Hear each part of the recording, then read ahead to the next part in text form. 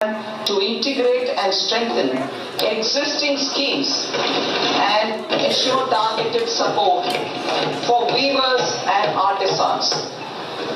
Tex Eco initiative to promote globally competitive and sustainable textiles and apparels.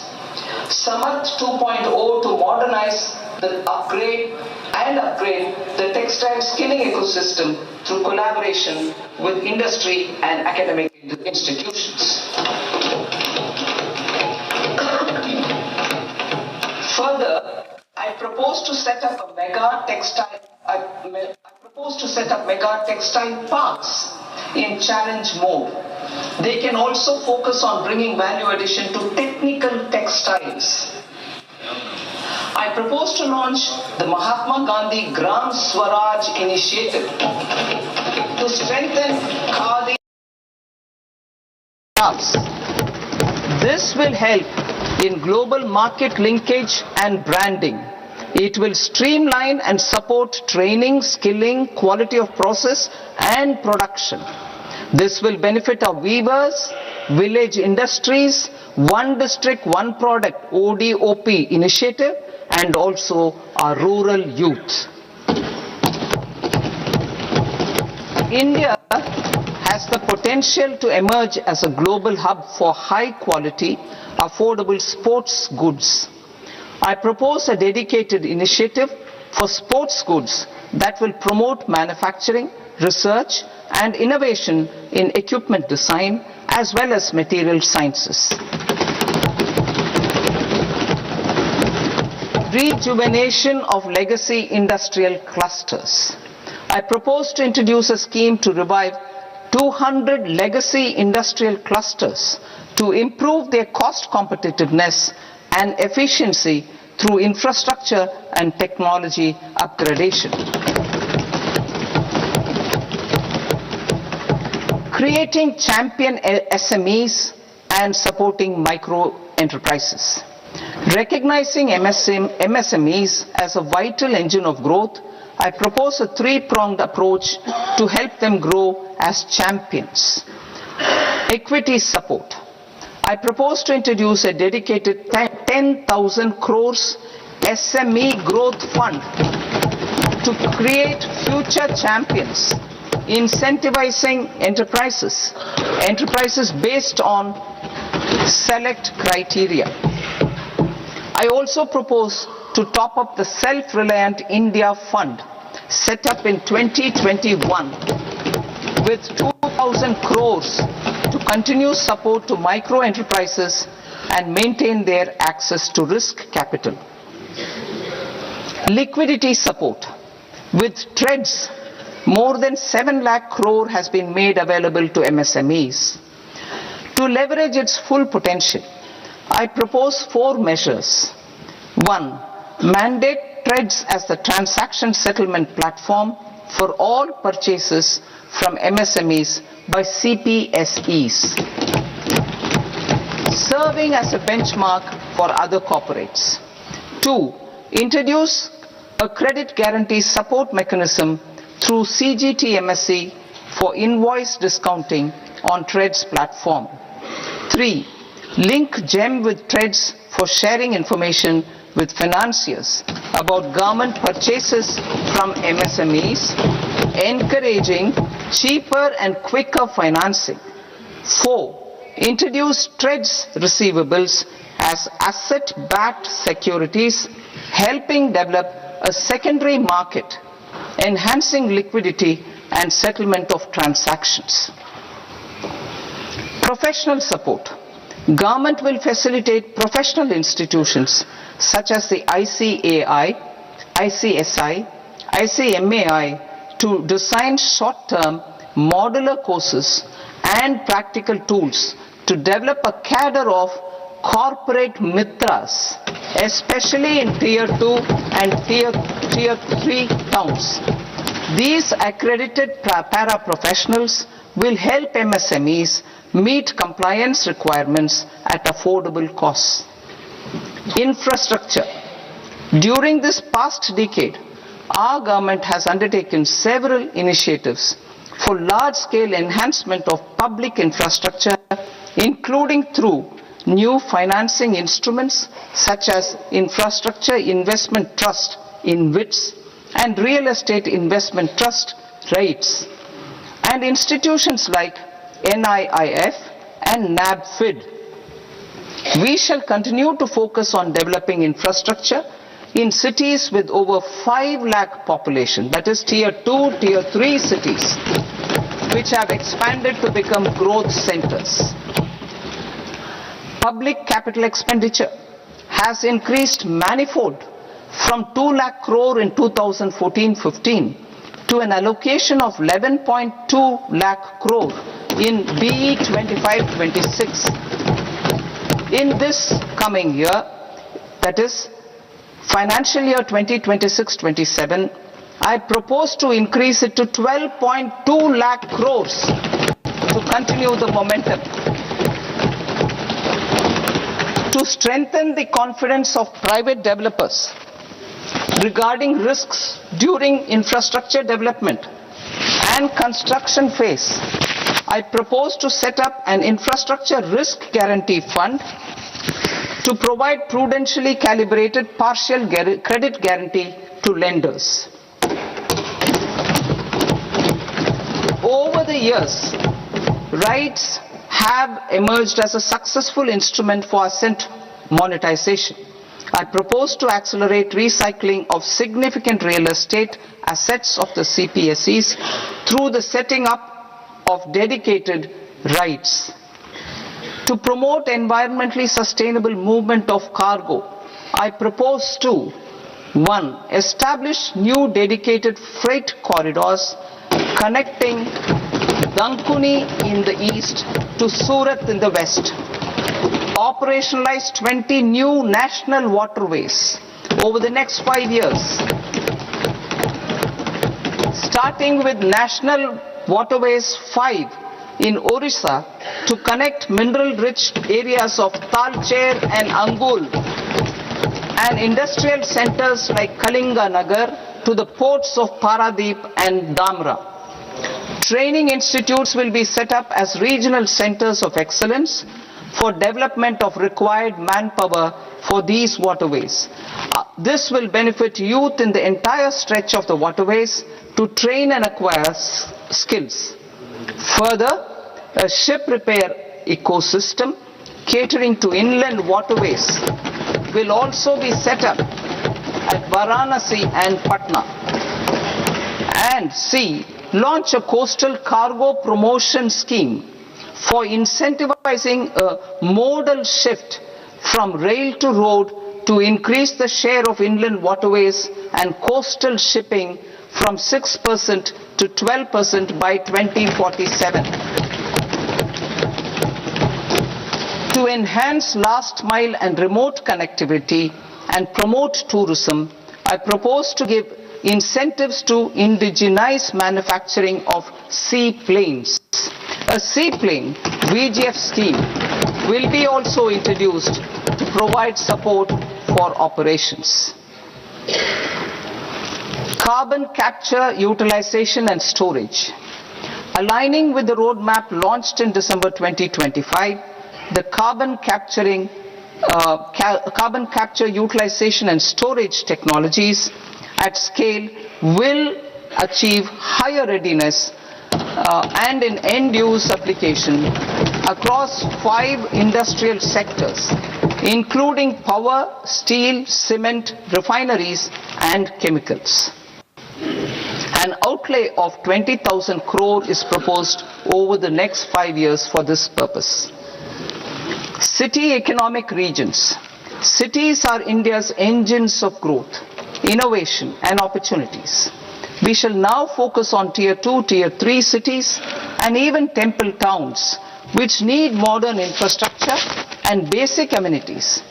This budget aims to further amplify the potential of cities to deliver the economic power of agglomerations by mapping city economic regions based on their specific growth drivers.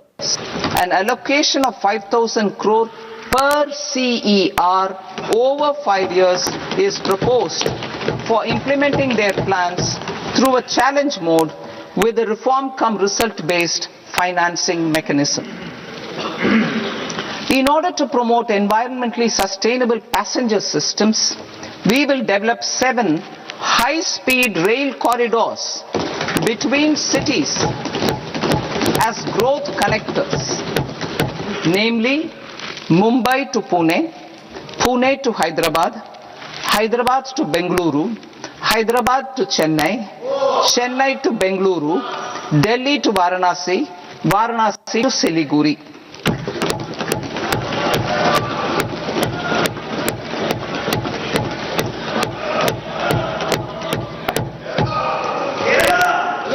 Financial sector. The Indian banking sector today is characterized by strong balance sheet, historic highs in profitability, improved asset quality, and coverage exceeding 98% of villages in the country. At this juncture, we are well placed to futuristically evaluate the measures needed to continue on the path of reform-led growth of this sector. I propose setting up a high-level committee on banking for Vikasit Bharat.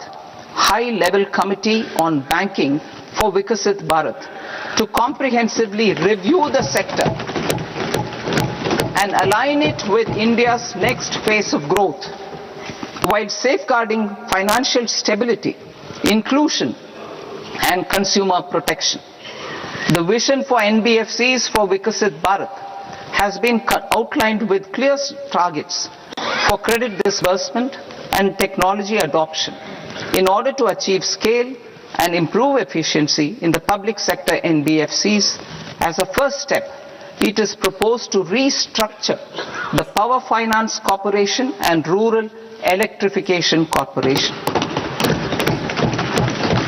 I propose a comprehensive review of the foreign exchange management non-debt instruments rules to create a more contemporary, user-friendly framework for foreign investments consistent with India's evolving economic priorities.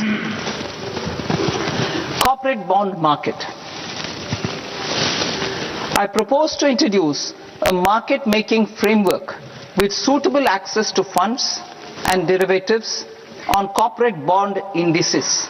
I also propose to introduce total return swaps on corporate bonds. Municipal bonds. To encourage the issuance of municipal bonds of higher value by larger cities, I propose an incentive of 100 crore rupees for a single bond issuance. 100 crore rupees for a single bond issuance of more than 1,000 crore. The current scheme under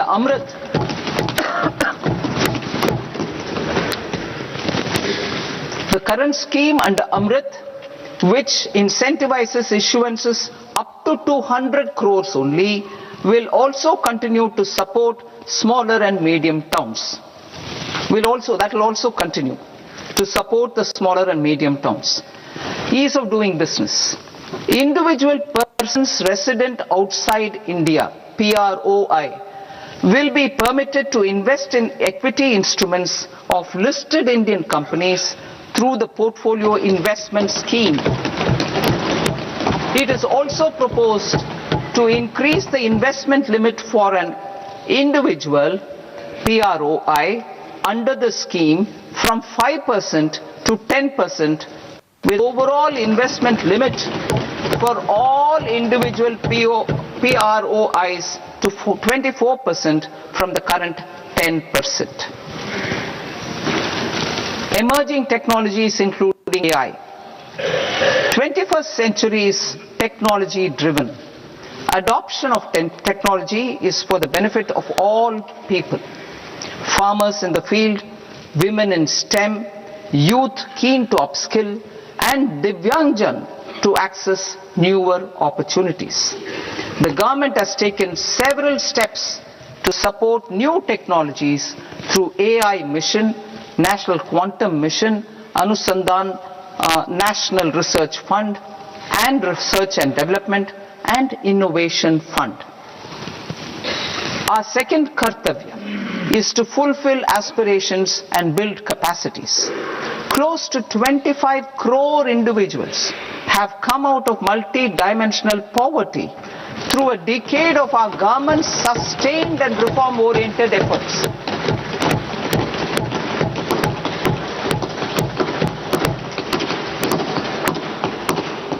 Our government has therefore decided to place a renewed emphasis on the service sector to provide a pathway to fulfilling aspirations of a youthful India with the following measures.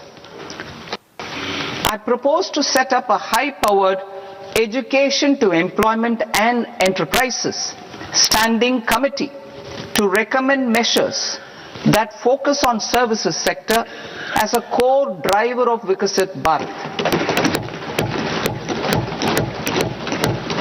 This will make us a global leader in services with a 10% global share by 2047. The committee will prioritize areas to optimize the potential for growth, employment and exports. They will also assess the impact of emerging technologies, including AI, on jobs and skill requirements and propose measures thereof.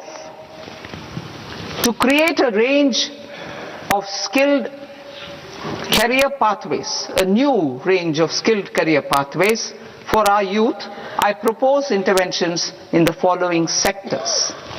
Health.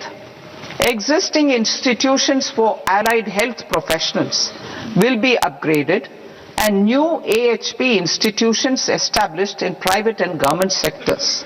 This will cover 10 selected disciplines including optometry, radiology, anesthesia, OT technology, applied psychology and behavioral health, and add 1 lakh AHPs over the next 5 years. A strong care system covering geriatric and allied care services will be built. A variety of NSQF aligned programs will be developed to train multi-skilled caregivers, combining core care and allied skills such as wellness, yoga and operation of medical assistive devices. In the coming year, 1.5 lakh caregivers will be trained.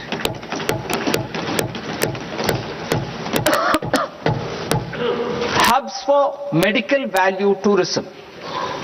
To promote India as a hub for medical tourism services, I propose to launch a scheme to support states in establishing 5 regional medical hubs in partnership with the private sector.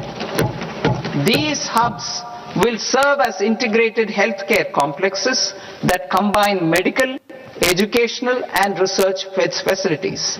They will have Ayush centers, medical value tourism facilitation centers and infrastructure for diagnostics, post-care and rehabilitation. These hubs will provide diverse opportunities, job opportunities for health professionals, including doctors and AHPs. Ancient Indian yoga, already respected in several parts of the world, was given a mass global recognition when Honorable Prime Minister took it to the UN. Post-COVID, Ayurveda gained a similar global acceptance and recognition. Exporting quality Ayurveda products helps farmers who grow the herbs and youth who process the products. To meet growing global demand, a few more steps are being taken.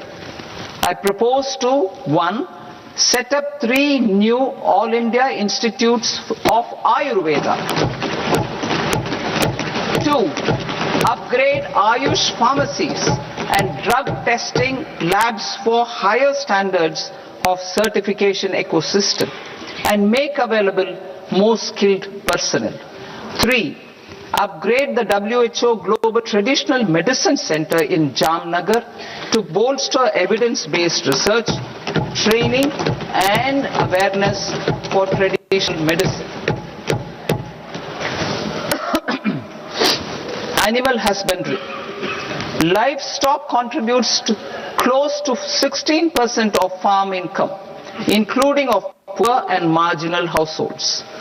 To scale up availability of veterinary professionals by more than 20,000, I propose to roll out a loan-linked capital subsidy support scheme for establishment of veterinary and para-veterinary colleges, veterinary hospitals, diagnostic laboratories, and breeding facilities in private sector. Collaboration between Indian and foreign institutions will also be facilitated. Orange economy. India's animation, visual effects, gaming and comics sector, AVGC sector, is a growing industry projected to require 2 million professionals by 2030. I propose to support the Indian Institute of Creative Technologies, Mumbai, in setting up AVGC content creator labs in 15,000 secondary schools all over the country and 500 colleges. The Indian design industry is expanding rapidly, and yet there is a shortage of Indian designers. I propose to establish, through Challenge Route, a new National Institute of Design to boost design education and development in the eastern region of India. Education. Our government will support states through Challenge Route in creating 5 university townships in the vicinity of major industrial and logistics corridors. These planned academic zones will host multiple universities, colleges and research institutions, skill centers and residential complexes. In higher education, STEM institutions, prolonged hours of study and laboratory work pose some challenges for girl students. Through VGF, viability gap funding and capital support, one girls' hostel will be established in every district.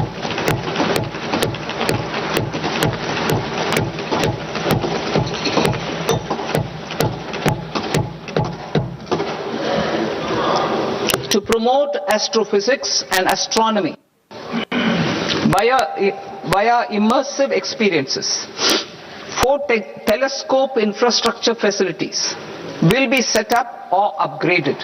The National Large Solar Telescope, the National Large Optical Infrared Telescope, the Himalayan Chandra Telescope, and the Cosmos 2 Planetarium. Tourism. The tourism sector has the potential to play a large role in the employment generation, forex earnings, and expanding the local economy. I propose to set up a National Institute of Hospitality by upgrading the existing National Council for Hotel Management and Catering Technology. It will function as a bridge between academia, industry, and government. I also propose a pilot scheme for upskilling 10,000 guides in 20 iconic tourist sites through a standardized, high-quality 12-week training course in hybrid mode in collaboration with the Indian Institute of Management. A national destination digital knowledge grid will be established to digitally document all places of significance, cultural, spiritual and heritage.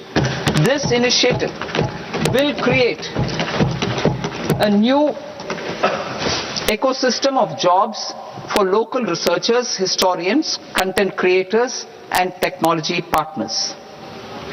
India has the potential and opportunity to offer world-class trekking and hiking experience. We will develop ecologically sustainable mountain trails in Himachal Pradesh, Uttarakhand and Jammu Kashmir.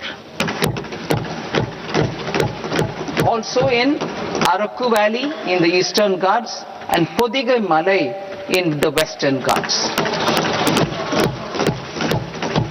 Turtle trails along key nesting sites in the coastal areas of Odisha, Karnataka and Kerala. And 3. Bird watching trails along the Pulikat Lake in Andhra Pradesh, Tamil Nadu. It's on the border. Under the visionary leadership of Honorable Prime Minister, we established the International Big Cat Alliance in 2024. This year, India is hosting the first ever Global Big Cat Summit, where heads of governments and ministers from 95 range countries will deliberate on collective strategies for conservation. Heritage and culture tourism.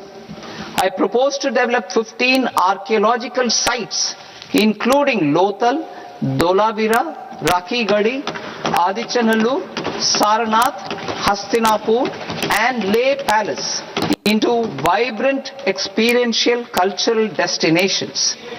Excavated landscapes will be open to the public through curated walkways. Immersive storytelling skills and technologies will be introduced to help conservation labs, interpretation centers and guides. The sports sector provides multiple means of employment, skilling and job opportunities.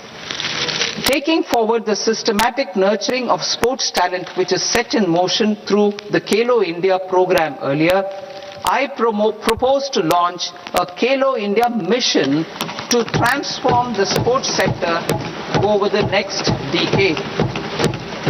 The mission will facilitate an integrated talent development pathway supported by training centers which are foundational, intermediate and elite levels. B. Systematic development of coaches and support staff. C. Integration of sports science and technology. D. Competitions and leagues to promote sports culture and provide platforms. And E. Development of sports infrastructure for training and competition. Our third Kartavya aligns with our vision of Sabka Saath Sabka Vikas towards Vikasit Bharat. This requires targeted efforts for 1. Increasing farmer incomes through productivity enhancement and entrepreneurship, with special attention to small and marginal farmers. B. Empowering Divyangjan through access to livelihood opportunities, training and high quality assistive devices. C. Empowering the vulnerable to access mental health and trauma care. D. Focus on the Purvodaya states and the Northeast region to accelerate development and employment opportunities. Fisheries. We will undertake initiatives for integrated development of 500 reservoirs and Amrit Sarovars. 2. Strengthen the fisheries value chain in coastal areas and enable market linkages involving startups and women-led groups together with fish farmer producer organizations. Animal husbandry. To provide quality employment opportunities in rural and peri-urban areas, we will support the animal husbandry sector in entrepreneurship development through a credit-linked subsidy program, B. Scaling up and modernization of livestock enterprises, C. Enhanced creation of livestock, dairy and poultry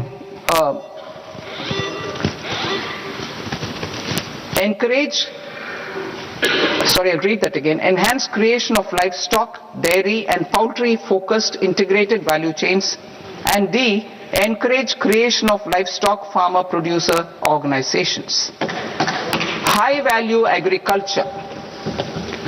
To diversify farm outputs, increase productivity, enhance farmers' incomes and create new employment opportunities, we will support high value crops such as coconut, sandalwood, cocoa, cashew in the coastal areas, agar trees in northeast, and nuts such as almonds, walnuts and pine nuts in our hilly regions. These, all of them, will be supported. India is the world's largest producer of coconuts. About 30 million people, including nearly 10 million farmers, depend on coconuts for their livelihood. To further enhance competitiveness in coconut production, I propose a coconut promotion scheme to increase production and enhance productivity through various interventions, including replacing and non-productive trees with new saplings or plants or varieties in major coconut growing states. A dedicated program is proposed for Indian cashew and cocoa to make India self-reliant in raw cashew and coconut production and processing, enhance export competitiveness, and transform Indian cashew and Indian cocoa into premium global brands by 2030. Sandalwood. Sandalwood is closely linked to India's social and cultural heritage. Our government will partner with state governments to promote focused cultivation and post-harvest processing to restore the glory of the Indian sandalwood ecosystem, to rejuvenate old, low-yielding orchards and expand high-density cultivation of walnuts, almonds and pine nuts. We will support a dedicated program to enhance farmer incomes and in bringing value addition by engaging youth. Bharat Vistar, that is virtually integrated system to access agricultural resources. I propose to launch Bharat Vistar, a multilingual AI tool that shall integrate the AgriStack portals and the ICAR package on agricultural practices with AI systems.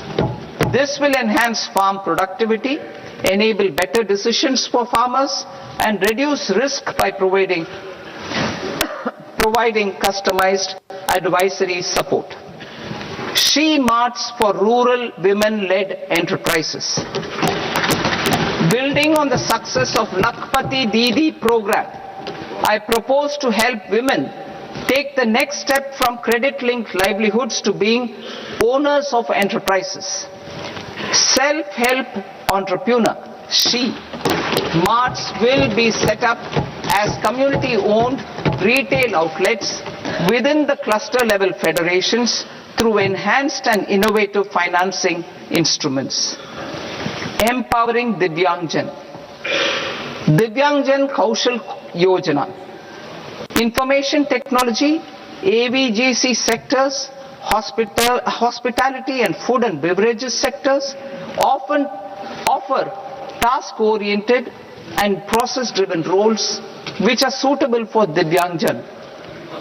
We will ensure dignified livelihood opportunities through industry-relevant and customized training specific to each Divyangjan group. Divyang Sahara Yojana. Timely access to high-quality assistive devices for all eligible Divyangjan is a fundamental need. I propose to 1. Support the Artificial Limbs Manufacturing Corporation of India, Alimco, to set up and to scale up production of assistive devices, invest in R&D and AI integration, strengthen PM Divyasha Kendras, and support setting up of assistive technology marts as modern retail style centers where Divyangjan and senior citizens can see, try and purchase assistive products. Reaffirming our commitment to mental health and trauma care. There are no national institutes for mental health care in North India. We will therefore set up a NIMHANS 2 and also upgrade national mental health institutes in Ranchi and in Tezpur as regional apex institutions. Emergencies expose families, particularly the poor and vulnerable, to unexpected expenditure. We will strengthen and increase these capacities by 50% in district hospitals by establishing emergency and trauma care centers. On Purvodaya states and northeastern regions. Purvodaya, I propose the development of an integrated East Coast industrial corridor with a well-connected node at Durgapur, creation of 5 tourism destinations in 5 Purvodaya states, and the provision of 4,000 e-buses. Buddhist sites in northeastern region. The northeastern region is a civilizational confluence of Theravada and Mahayana or Vajrayana traditions. I propose to launch a scheme for development of Buddhist circuits in Arunachal Pradesh, Sikkim, Assam, Manipur, Mizoram and Tripura. The scheme will cover preservation of temples and monasteries, pilgrimage interpretation centers, connectivity and pilgrim amenities. 16th Finance Commission. On 17th November 2025, the 16th Finance Commission submitted its report to the President. As mandated under Article 281 of the Constitution, the government is to lay the report along with the explanatory memorandum on the action taken report on the recommendations of the Commission in Parliament, which, Sir, Honourable Speaker, you have allowed me to do at the commencement of this session. The government has accepted the recommendation of the Commission to retain the vertical share of devolution at 41%. As recommended by the Commission, I have provided 1.4 lakh crores of rupees to the states for the year 2026-2027 as Finance Commission grants. These include rural and urban local body and disaster management grants. Fiscal consolidation. Government has been delivering on our fiscal commitments consistently without compromising on social needs. To strive towards accepted standards of fiscal management in Budget 25-26, I had indicated that the central government would target reaching a debt to GDP ratio of 50 plus or minus 1% by 2030-31. In line with this, the debt to GDP ratio is estimated to be 55.6% of GDP in BE 26-27. compared to 56.1% of GDP in RE 25-26. A declining debt to GDP ratio will gradually free up resources for priority sector lending and expenditure by reducing the outgo on interest payments. One of the main operational instruments for debt targeting is the fiscal deficit. I am happy to inform this august House that I fulfilled my commitment made in 2021-2022 to reduce fiscal deficit below 4.5% of GDP by 25-26. In RE 25-26, the fiscal deficit has been estimated at par with BE of 2025-26 at 4.4% of GDP.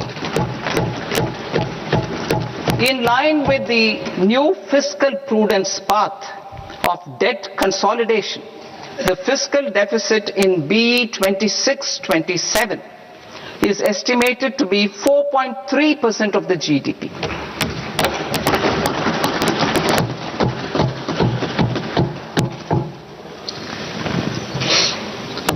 The revised estimates of the non-net receipts are 34 lakh crore rupees, of which the centre's net tax receipts are 26.7 lakh crore. The revised estimate of the total expenditure is 49.6 lakh crore rupees, of which the capital expenditure is about 11 lakh crores. Budget estimates 2026 to 2027. Coming to 26-27, the non-debt receipts and the total expenditure are estimated as 36.5 lakh crore and 53.5 lakh crore respectively. The centre's net tax receipts are estimated at 28.7 lakh crore rupees. To finance the fiscal deficit, the net market borrowings from dated securities are estimated at 11.7 lakh crore rupees. The balance financing is expected to come from small savings and other sources.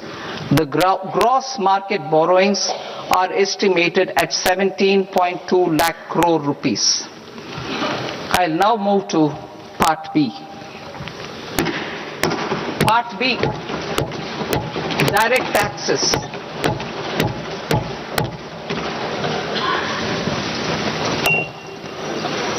Honorable Speaker, sir, I now present my proposals on direct taxes. New Income Tax Act. In July 2024, I announced a comprehensive review of the Income Tax Act 1961. This was completed in a record time, and the Income Tax Act 2025 will come into effect from 1st April 2026. The simplified income tax rules and forms will be notified shortly, giving adequate time to taxpayers to acquaint themselves with its requirements. The forms have been redesigned such that ordinary citizens can comply without difficulty. Ease of living. I propose that any interest awarded by the Motor Accident Claims Tribunal to a natural person will be exempt from income tax, and any TDS on this account will be done away with. I propose to reduce TCS rate on the sale of overseas tour program package from the current 5% and 20% to 2% without any stipulation of amount. I propose to reduce TCS rate for pursuing education and for medical purposes under the Liberalized Remittance Scheme, popularly known as LRS, from 5% to 2%.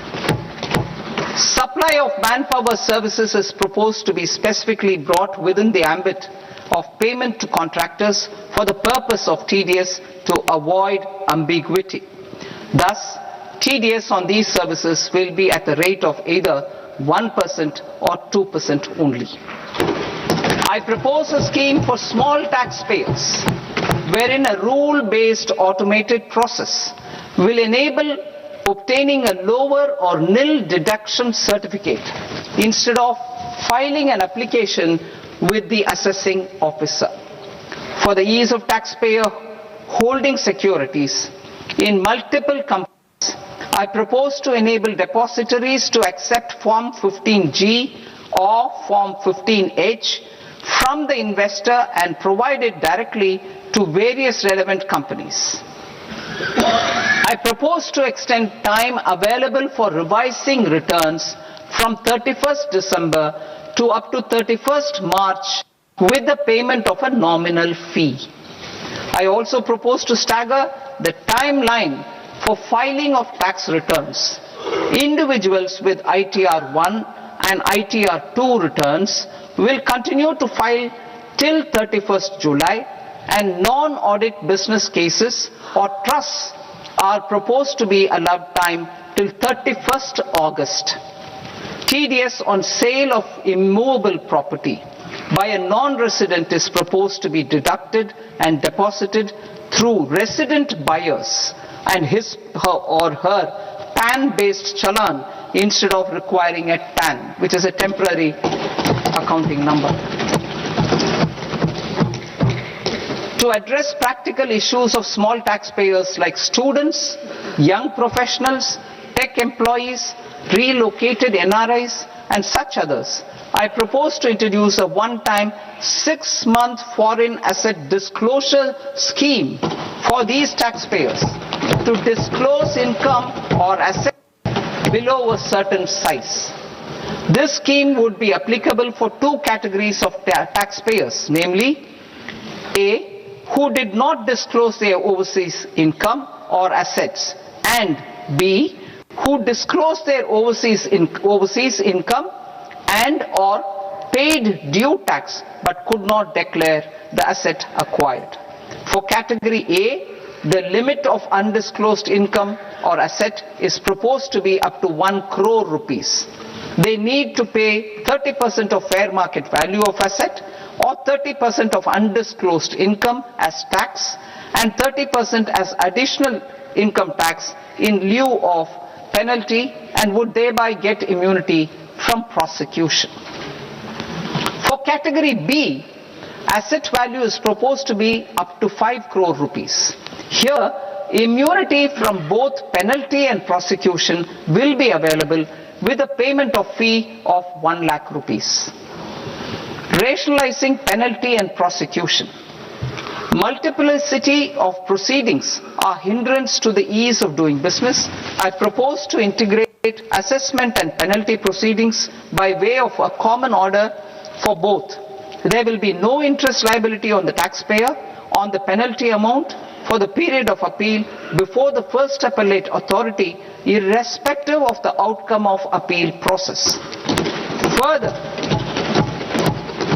quantum of prepayment is being reduced from 20% to 10% and will continue to be calculated only on core tax demand. As an additional measure for reducing litigation, I propose to allow taxpayers to update their returns even after reassessment proceedings have been initiated, and an additional 10% tax rate over and above the rate applicable for the relevant year. The assessing officer will then use only this updated return in his proceedings. There is already a framework for immunity from penalty and prosecution in the cases of underreporting. I propose to apply this framework for immunity to misreporting too. However, in such a case, the taxpayer will need to pay 100% of the tax amount as an additional income tax over and above the tax and interest due.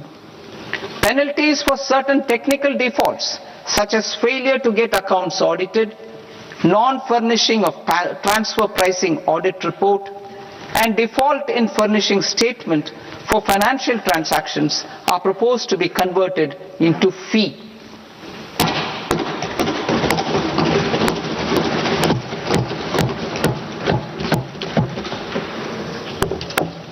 I propose to rationalize prosecution framework under Income Tax Act while maintaining a careful balance for deterrence in some serious offence.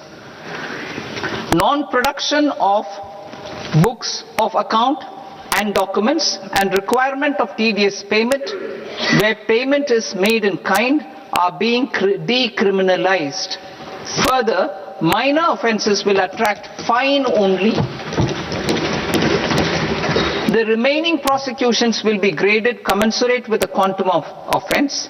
They will entail only simple imprisonment with maximum imprisonment reduced to 2 years and power to courts to convert even those into fines.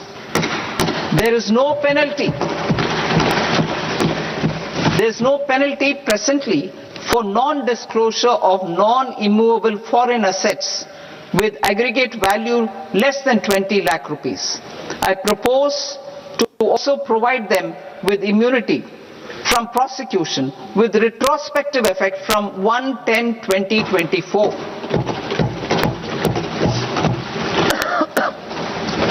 Cooperatives. Deduction is already allowed to a primary cooperative society engaged in supplying milk, oilseeds, fruits or vegetables raised or grown by its members. I propose to extend this deduction to also include supply of cattle feed and cotton seed produced by its members. I propose to allow inter-cooperative society dividend income as deduction under the new tax regime to the extent it is further distributed to its members. I further propose to allow exemption for a period of 3 years to dividend income received by a notified national cooperative federation on their investments made in companies up to 31/1/2026. This exemption would be allowed only for dividends further distributed to its member cooperatives. Supporting IT sector as India's growth engine. India is a global leader in software development services, IT-enabled services, knowledge process outsourcing services, and contract R&D services relating to software development. These businesses and their segments are quite interconnected with each other. All these services are proposed to be clubbed under a single category of information technology services with a common safe harbor margin of 15.5% applicable to all.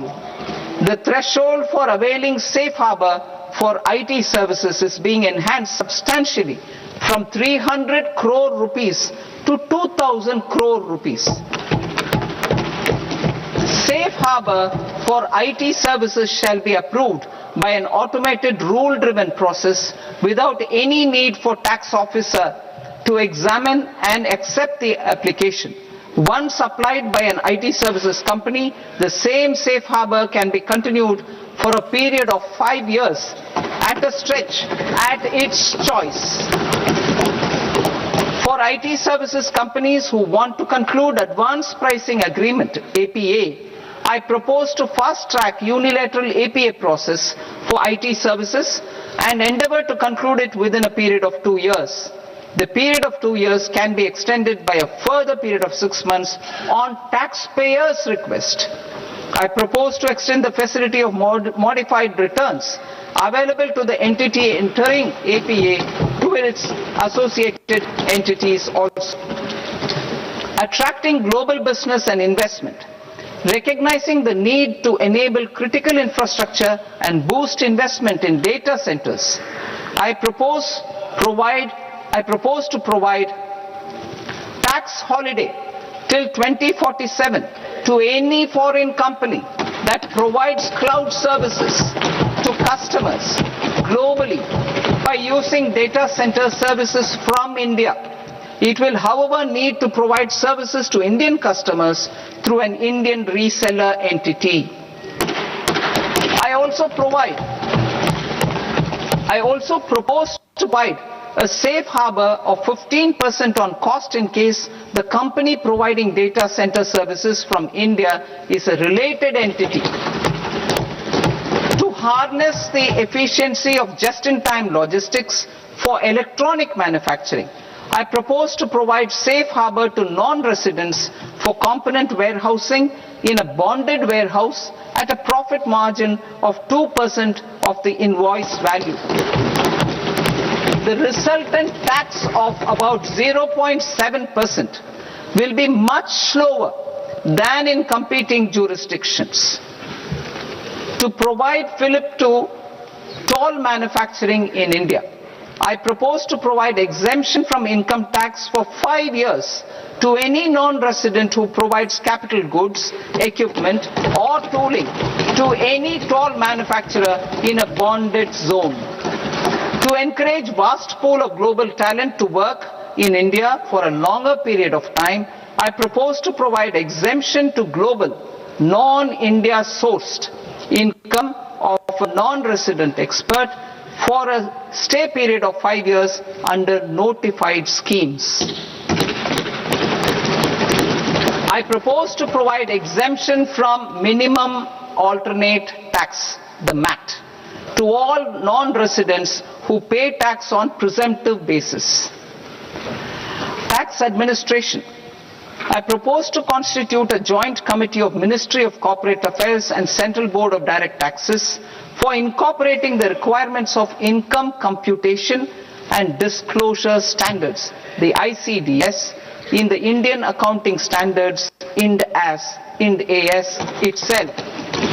Separate accounting requirement based on ICDS will be done away with from the tax year 27-28. To support Prime Minister Modi's vision of homegrown accounting and advisory firms to become global leaders, I propose to rationalize the definition of accountant for the purposes of safe harbor rules. Other tax proposals. Change in taxation of buyback was brought in to address the improper use of buyback route by promoters. In the interest of minority shareholders, I propose to tax buyback for all types of shareholders as capital gains. However, to disincentivize misuse of tax arbitrage, promoters will pay an additional buyback tax. This will make effective tax 22% for corporate promoters. For non-corporate promoters, the effective tax will be 30%. TCS rate for sellers of specific goods, namely alcoholic liquor, scrap and minerals, will be rationalized to 2%, and that on tendu leaves will be reduced from 5% to 2%. I propose to raise the STT on futures to 0.05% from the present 0.02%. STT on options premium and exercise of options are both proposed to be raised to 0.15% from the present rate of 0.1% and 0.125% respectively.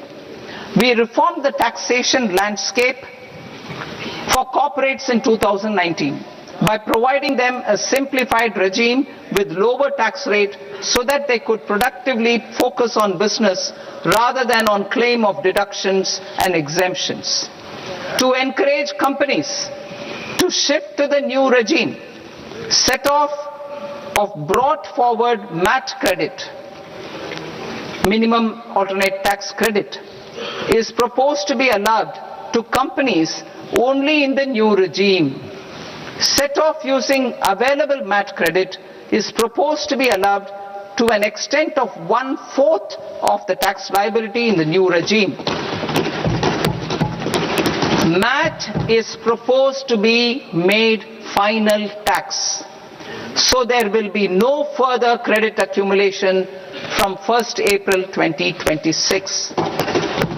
In line with this change, the rate of final tax is being reduced to 14% from the current MAT rate of 15%. The brought forward MAT credit of taxpayers accumulated till 30th March 2026 will continue to be available to them for set off as above. Indirect taxes. I shall now take up proposals related to indirect taxes. My proposals for customs and central excise aim to further simplify the tariff structure, support domestic manufacturing, promote export competitiveness, and correct inversion in duty. To continue weeding out long continuing customs duty exemptions, I propose to remove certain exemptions on items which are being manufactured in India or where the imports are negligible. Similarly, to further simplify the process of ascertaining the rate of duty applicable on a particular item, I propose to incorporate certain effective rates in various customs notifications to the tariff schedule itself. I shall now take up sector-specific proposals. Promotion of exports of marine, leather and textile products. I propose to increase the limit for duty-free imports of specified inputs used for processing seafoods for export from the current 1% to 3% of FOB value of the previous year's export turnover. I also propose to allow duty-free imports of specified inputs which is currently available for exports of leather or synthetic footwear to exports of shoe uppers as well. I propose to extend the time period for export of final product from the existing 6 months to 1 year for exporters of leather or textile garments, leather or synthetic footwear and other leather products. Energy transition and security. I propose to extend the basic customs duty exemption given to capital goods used for manufacturing lithium-ion cells for batteries to those used for manufacturing lithium-ion cells for battery energy storage systems also. I propose to exempt basic customs duty on import of sodium antimonate for use in manufacture of solar glass. Nuclear power. I propose to extend the existing basic customs duty exemption on imports of goods required for nuclear power projects till the year 2035 and expand it for all nuclear plants irrespective of their capacity. Critical minerals. It is proposed to provide basic customs duty exemption to the import of capital goods required for the processing of critical minerals in India. Biogas blended CNG. I propose to exclude the entire value of biogas while calculating the central excise duty payable on biogas blended CNG. Civil and defense aviation. I propose to exempt basic customs duty on components and parts required for the manufacture of civilian training and other aircrafts. It is proposed to exempt basic customs duty on raw materials imported for the manufacture of parts of aircraft to be used in maintenance, repair or overall requirements by units in the defense sector. Electronics. To deepen value addition in the consumer electronics sector, I propose to exempt basic customs duty on specified parts used in the manufacture of microwave ovens. Special economic zone. To address the concerns arising about utilization of capacity by manufacturing units in the special economic zones due to global trade disruptions, I propose as a special one-time measure to facilitate sales by eligible manufacturing units in SEZs to the domestic tariff area at concessional rates of duty. The quantity of such sales will be limited to a prescribed proportion of their exports. Necessary regulatory changes will be undertaken to operationalize the measures while ensuring level playing field for the units working in the DTA. Ease of living. To rationalize the customs duty structure for goods imported for personal use, I propose to reduce the tariff rate on all dutiable goods imported for personal use from 20% to 10%. To provide relief to patients, particularly those suffering from cancer, I propose to exempt basic customs duty on 17 drugs or medicines. I propose also to add 7 more rare diseases for the purposes of exempting import duties on personal imports of drugs, medicines and food for special medical purposes used in their treatment. Customs process. India's role and share in the global trade is poised for a major leap in line with our ambition and journey towards Vikasit Bharat. In this regard, I propose many measures for custom processes to have minimal intervention for smoother and faster movement of goods and greater certainty to the trade. Trust-based systems. I propose to enhance duty deferral period For Tier 2 and Tier 3 authorized economic operators, known as AEOs, from 15 days to 30 days. I propose to provide eligible manufacturer importers the same duty deferral facility. This should encourage them to get themselves accredited as a full-fledged Tier 3 AEO in due course. To provide greater certainty and for better business planning, I propose to extend validity period of advance ruling binding on customs from the present 3 years to 5 years. In the spirit of the whole of government approach,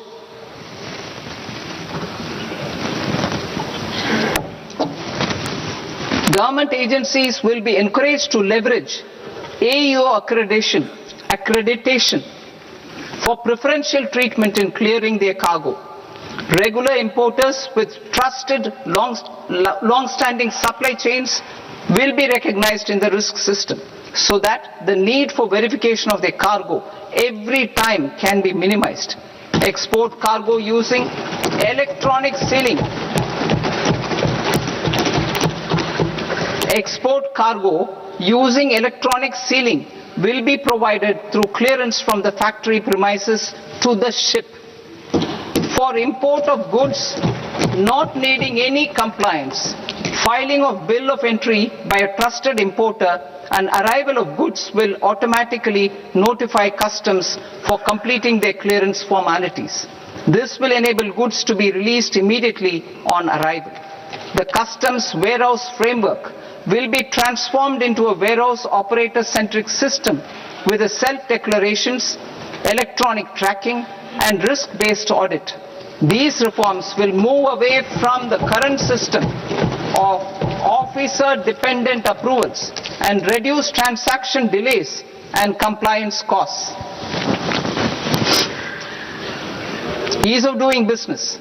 Approvals required for cargo clearance from various government agencies will be seamlessly processed through a single and interconnected digital window by the end of the financial year.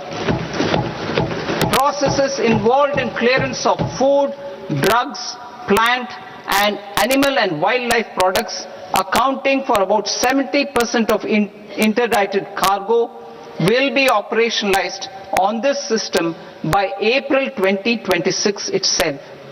For goods not having any compliance requirement, clearance will be done by customs immediately after online registration is completed by the importer, subject to the payment of duty. Customs integrated system will be rolled out in 2 years as a single integrated and scalable platform for all customs processes. Utilization of non-intrusive scanning with advanced imaging and AI technology for risk assessment will be expanded in a phased manner with the objective to scan every container across all the major ports. New export opportunities to support Indian fishermen to fully harness the economic value of marine resources beyond our territorial waters. The following measures will be taken. A. Fish catch by an Indian fishing vessel in exclusive economic zone or on the high seas will be made free of duty. Landing of such fish on foreign port will be treated as export of goods. Safeguards will be put in place to prevent misuse during fish catch, transit or transshipment. To support aspirations of India's small businesses, artisans and startups to access global markets through e-commerce, I am pleased to announce complete removal of the current value cap of 10 lakh rupees per consignment on courier exports. In addition, handling of rejected and returned consignments will be improved with effective use of technology for identifying such consignments. I propose to revise provisions governing baggage clearance during international travel to address genuine concerns of passengers. The revised rules will enhance duty-free allowances in line with the present-day travel realities and provide clarity in temporary carriage of goods brought in or taken out. There are honest taxpayers who are willing to settle disputes by paying all their dues, but they get deterred due to negative connotation associated with penalty. They will now be able to close cases by paying an additional amount in lieu of penalty. Honorable Speaker, sir, with this I commend the budget to this august House. Jai Hind.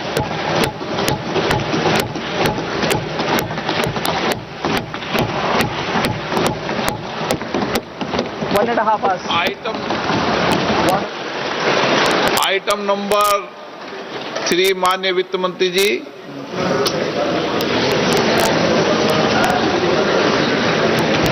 Item number 2, sir. 3. Sir, with your permission, I rise to lay on the table of the following statements under Section 3, 1 of the Fiscal Responsibility and Budget Management Act of 2003. Medium-term fiscal policy cum fiscal policy strategy statement and macroeconomic framework statement. Item number 4 माननीय वित्त मंत्री जी. Sir, with your permission, I move for leave to introduce the Finance Bill 2026. प्रश्न ये कि विधेयक को पुनर्स्थापित करने की अनुमति प्रदान की जाए. जो सदस्य इस पक्ष में हाँ गए, जो सदस्य विरोध में ना गए. Now I request all the members of council to assemble in second floor. We'll discuss among ourselves and come back for press release. In the meantime, I request press to have a cup of tea and wait for us for 10-15 minutes. Thank you.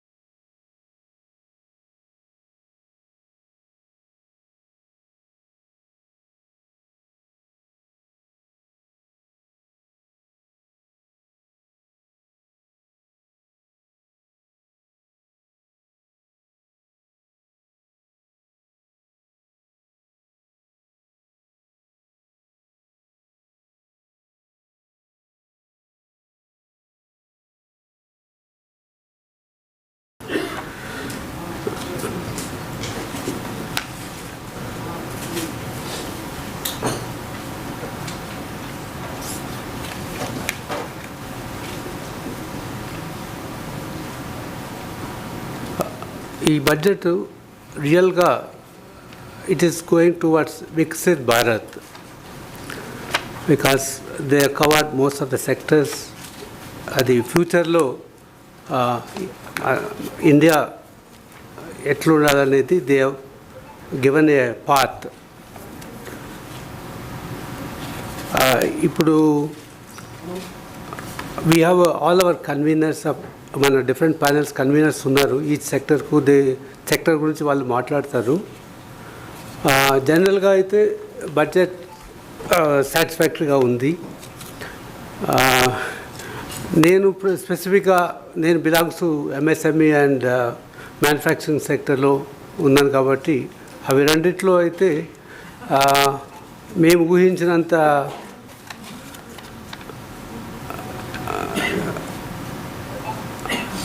Facilities ఏమి ఇవ్వలేదు ఎక్కువ. But కొన్ని reforms, for example customs reforms అనేది చాలా very good. Why? Because that's the need of the hour. People are facing lot of problems in exporting and importing materials. తర్వాత మనము India మనం manufacturing hub కావాలంటే వరల్డ్కు we have to become a manufacturing hub కావాలంటే manufacturing సెక్టర్కు చాలా encouragement కావాలి. ఇది ఒక విధంగా డైరెక్ట్గా ఎంకరేజ్మెంట్ ఇవ్వలేకపోయినా కూడా but through infrastructure budget or through infrastructure development మ్యానుఫ్యాక్చరింగ్కు they have definitely given a lot of encouragement. And స్పెసిఫిక్గా తెలంగాణకు ఈ హై స్పీడ్ రైల్ కారిడార్స్లో రెండు కనెక్ట్ అవుతున్నాయి మనకు. Out of 7, 2 trains are connected to Hyderabad, 1 to Pune and 1 to Bangalore. That's a good.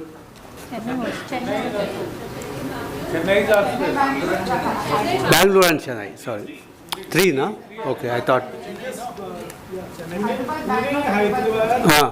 Pune, Hyderabad, Bangalore, Chennai, and Delhi, Varanasi, Silchar. Okay. 7 cities are connecting with 3 are Hyderabad. the last. So 7 cities and 6 connected. Hyderabad, Pune, Chennai. Hyderabad, where Bangalore? కొన్ని schemes like infrastructure risk guarantee fund ఇవన్నీ చాలా useful for corporates who are in infrastructure. And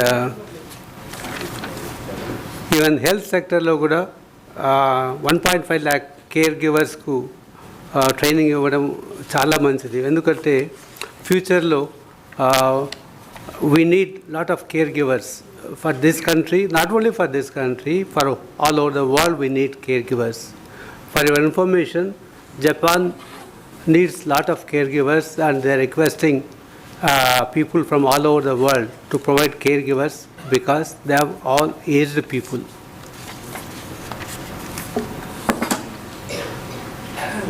And education, 5 university townships allot చేశారు. దీంట్లో in fact for one we can request the Telangana government to have in the future city one township which will with the support of central government.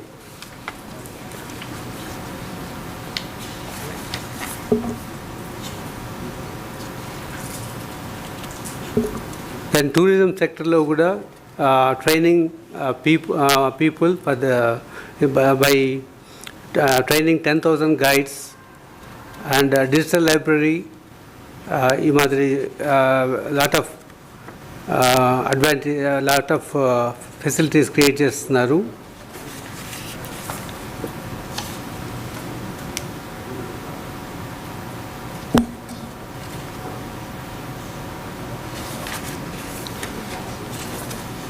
So in general I feel it's a futuristic budget. Now I request our Vice Chairman Mr. Gautam Reddy Garu to say a few words.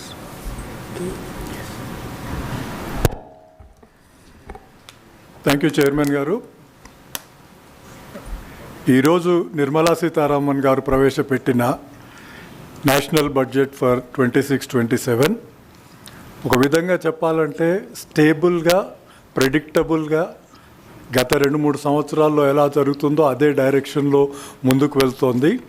ఇది policy స్టెబిలిటీకి, long term ఇన్వెస్ట్మెంట్స్కి it's a మంచి ఆలోచన. ఈసారి first time they have started doing this budget from Kartavya Bhavan. And నేను 3 కర్తవ్యాలతో ముందుకొచ్చానని చెప్పి present చేసింది. మొదటి కర్తవ్యం ఎకనామిక్ గ్రోత్, ఎలా ఎకనామీని పెంచాలి, జీడిపిని పెంచాలి, 7.8%ని ఎలా మొమెంటం మెయింటైన్ చేయాలి అన్న ఆలోచన కోసం చేయాల్సిన మార్పులు. రెండో కర్తవ్యం ప్రజల ఆస్పిరేషన్స్ను మీట్ అవ్వటం, ప్రజలు ఏం ఎక్స్పెక్ట్ చేస్తున్నారు, దీన్ని మనం ఎలా ప్రజలకు అందించాలనే రెండో కర్తవ్యంతో రెండో మార్పులు. మూడో కర్తవ్యం సబ్కా వికాస్ సబ్కా సాత్ అన్న ఆలోచన ప్రకారం అందరినీ ఇంక్లూడ్ చేయటం, మైనారిటీస్ని, ఫార్మర్స్ని, విమెన్ని, చిల్డ్రన్ని, వీళ్ళందరినీ ఇంక్లూడ్ చేస్తూ మార్పులు ఎలా తేవాలనే మూడో కర్తవ్యం. ఈ 3 కర్తవ్యాలను దృష్టిలో పెట్టుకుని ఓవరాల్గా ఈ బడ్జెట్ని ప్రజెంట్ చేశారు. ఎక్స్పెక్ట్ చేసిన దానికన్నా బెటర్ బడ్జెటే అని చెప్పాలి. ఎందుకంటే మన జీడిపి గ్రోత్ 7.8% గ్రో అయితే నేషనల్ బడ్జెట్ 11% గ్రో అయింది. లాస్ట్ ఇయర్ 50 లక్షల కోట్లు ఉన్న బడ్జెట్ ఈ సంవత్సరం 56.3 lakh crore బడ్జెట్ చేశారు. బట్ ఇందులో కొద్దిగా ఆలోచించాల్సిన విషయం ఏంటంటే రిసీట్స్ ఓన్లీ 7.5% గ్రో అయినాయి. లాస్ట్ ఇయర్ 34 లక్షల కోట్ల నుంచి ఈ సంవత్సరం 36 లక్షల కోట్లకే వచ్చింది. అంటే అప్పు భారం పెరగబోతుంది. ఈ అప్పు భారం కొద్దిగా బాధ పడాల్సిన విషయమే. ఎందుకంటే ఆల్రెడీ మనకు 2 కోట్ల కోట్లు అప్పు ఉంది. ఇది ఇప్పుడు ఈ సంవత్సరం మళ్ళీ 17 లక్షల కోట్లు దీనికి యాడ్ చేస్తే 2 కోట్ల 17 లక్షల కోట్లు అవుతుంది ఎండ్ ఆఫ్ ద ఇయర్. ఇంత భారం ప్రతి సంవత్సరం 10 లక్షల రూపాయలు వడ్డీ, 10 లక్షల కోట్లు వడ్డీ రూపంలోనే కట్టాల్సిన పరిస్థితి తీసుకొస్తుంది. బట్ లాంగ్ టర్మ్ ప్లాన్ చెప్పారు సీతారామన్ గారు, అది మంచి విషయం. ఇప్పుడు 56.5% ఆఫ్ జీడిపి ఉన్న డెత్ 2031 కల్లా దీన్ని 50%కి తీసుకొస్తాం, దీనివల్ల free money in the market పెరుగుతుందని చెప్పారు. ఇది మంచి ఆలోచన. ఆ డైరెక్షన్లో నెక్స్ట్ 2-3 ఇయర్స్ స్టెప్స్ ఖచ్చితంగా పడి మన అప్పు భారం తగ్గితే మన దేశానికి అందరికీ మంచిదని నేను భావిస్తున్నాను. ఇన్ఫ్రాస్ట్రక్చర్ పరంగా చూస్తే అద్భుతమైన అలొకేషన్స్ ఇస్తున్నారు గత 3-4 సంవత్సరాల నుంచి. ఈ సంవత్సరం 12.2 lakh crores, last year 11.1 lakh crore ఇచ్చిన బడ్జెట్ అలొకేషన్ పెంచి 12.2 lakh crores, అంటే దాదాపు 23% ఆఫ్ బడ్జెట్. లాస్ట్ ఇయర్ 22% ఇచ్చింది, ఈ సంవత్సరం 23%కి తెచ్చారు, which is a wonderful thing. And దీంతోపాటు ఇన్వెస్ట్ను ప్రమోట్ చేస్తామని చెప్పారు. And insurance risk protection for infrastructure projects కూడా టు ఎ లిమిటెడ్ ఎక్స్టెంట్ ఇస్తామని చెప్పారు. అన్ని అద్భుతమైన మంచి మూవ్స్, ప్రశంసించదగ్గ విషయమే ఇన్ఫ్రాస్ట్రక్చర్కి. బట్ ఇన్ఫ్రాస్ట్రక్చర్లో ఒక ఎక్స్పెక్టేషన్ కంటిన్యూస్గా ఉంది, డిస్ప్యూట్ రెజల్యూషన్ని త్వరగతిన రిజాల్వ్ చేయాలనే ఎక్స్పెక్టేషన్. ఇది ఇంకా మీట్ అవ్వలేదు. We hope in the future it will come. As Telangana unit of CII also మేము చూసిన దాని ప్రకారం మంచి రీజనబుల్ అలొకేషన్స్, ఎస్పెషల్లీ ఈ ట్రైన్స్ పరంగా మనకు 3 ట్రైన్లు అలొకేట్ అవ్వటము ఈజ్ ఎ గుడ్ సైన్.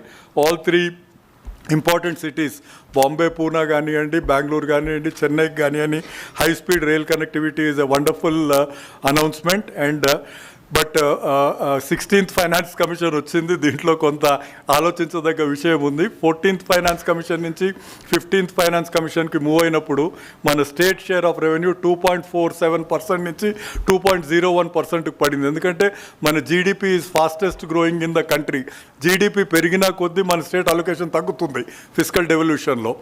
ఇప్పుడు 16th finance commission next year నుంచి అప్లై అవుతుంది, which means we will go below 2% of the total available funds, which is not a good sign. ఈ సంవత్సరం 14 లక్షల కోట్లలో 2.01%, 29,000 కోట్లు వస్తే నెక్స్ట్ ఇయర్ అది తగ్గుతుంది, పెరగట్లా.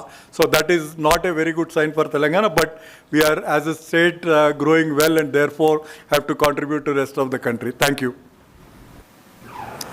Now I request Mr. Anil Epur to speak on agri sector, please.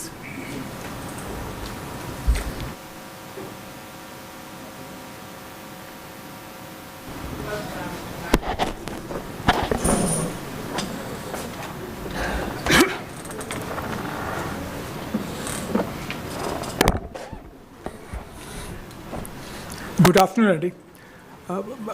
When Deputy Chairman గారు చెప్పినట్టు ఈ budget is decent budget, building at the last 2-3 years budget మీద.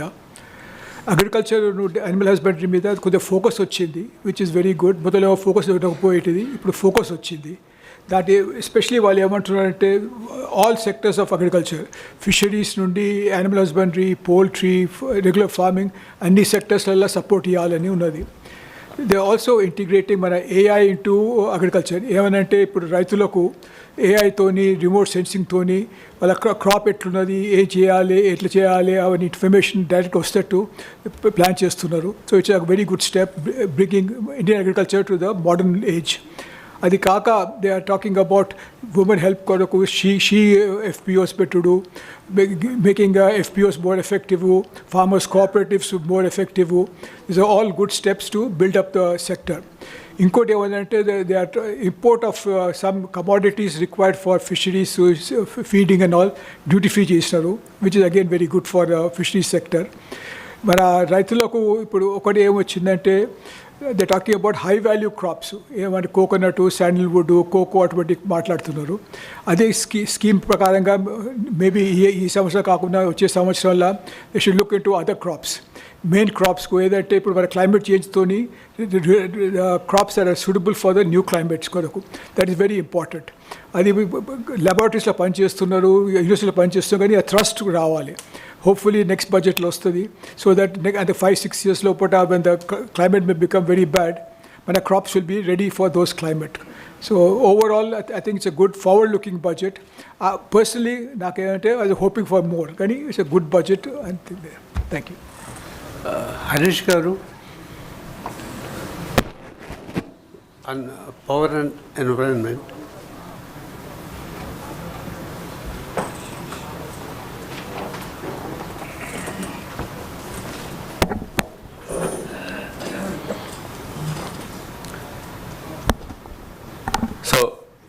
నమస్కారం అండి. ఈ budget as far as power and environment is concerned in the scale of 0 to 10 maybe like 6 to 7 అండి. ఇది వీటిలో ఈ బడ్జెట్లో కాన్సన్ట్రేట్ చేసింది రేర్ ఎర్త్ కారిడార్స్ అని, రేర్ ఎర్త్ మెటల్ కారిడార్స్ అని.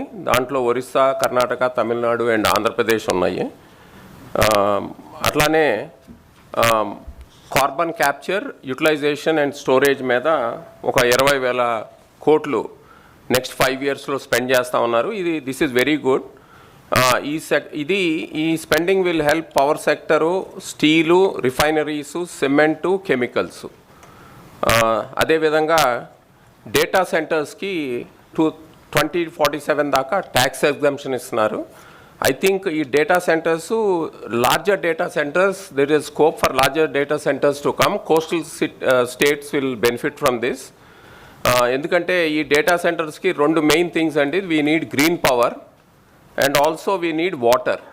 ఈ 2 important. So these 2 tax exemptions అయితే ఇచ్చారు. ఈ 2 ఎలా ప్రొవైడ్ చేయగలుగుతారు ఇలాంటి డేటా సెంటర్స్కి, లార్జ్ డేటా సెంటర్స్కి అనేది మనం చూడాలి. దానికి ఎందుకంటే pollution will increase because of the data centers and water scarcity is also there. Similar way biogas should be mixed with CNG. ఇప్పుడు ఉంది ఆల్రెడీ ఆ స్కీము సిబిజీ ప్లాంట్స్కి. There is lot of encouragement for that. I think they are further extending that. So this will help the future of energy. The future of energy is chemicals and is chemistry, not any more fossil fuels. Ante bio 2x antaru. I think that is what the government of India is trying to encourage. We know that some companies are now also getting into long chain carbons like lignin. Plant lo unde lignin తీసి benzene తయారు చేయటం అలాంటివి కూడా ఉన్నాయి. So all that probably will be encouraged. అక్కడ కొంత clarity లేదు కానీ I think they are moving in the right direction. Battery energy స్టోరేజ్కి ఎక్కువ ఇంపార్టెన్స్ ఇస్తున్నారు because to taper down solar and wind power, non conventional power మనకి 24 hours ఉండదు. Battery storage is important. So they are looking at solar and lithium ion బ్యాటరీస్కి కొంత tax benefits ఇస్తామన్నారు. ఎంత ఏంటి అనేది ఇంకా స్పెసిఫై చేయలేదు, ఫైనల్ ప్రింట్లో తెలుస్తుంది. Nuclear power plants any size, big or small, they set tax exemptions ఇస్తామన్నారు. We all know that smaller SMRs ni private sector is now allowed to join. in the nuclear plants, small modular reactors. So probably this will also help the industry that is going to be there in nuclear power. But what is not covered, which CII wanted it to be covered, is carbon trading. Platform ఒకటి form చేయాలి. అదేవిధంగా India energy stock అని UTI ఎలా ఉందో, UPI ఎలా ఉందో అదేవిధంగా India energy stock తీసుకురావాలని చెప్పి India is trying to get in to that, which will be the first time in the world. So దానికి కూడా ఏం బడ్జెటరీ అలొకేషన్స్ లేవు. అట్లానే tax benefits we thought they will be giving it to for recycling, urban ఏరియాస్లో రీసైక్లింగ్కి, అట్లానే green hydrogen and అమోనియాకి, coal గ్యాసిఫికేషన్కి, వీటికి కూడా ట్యాక్స్ ఎగ్జంప్షన్స్ ఏమీ ఎంకరేజ్మెంట్ లేదు.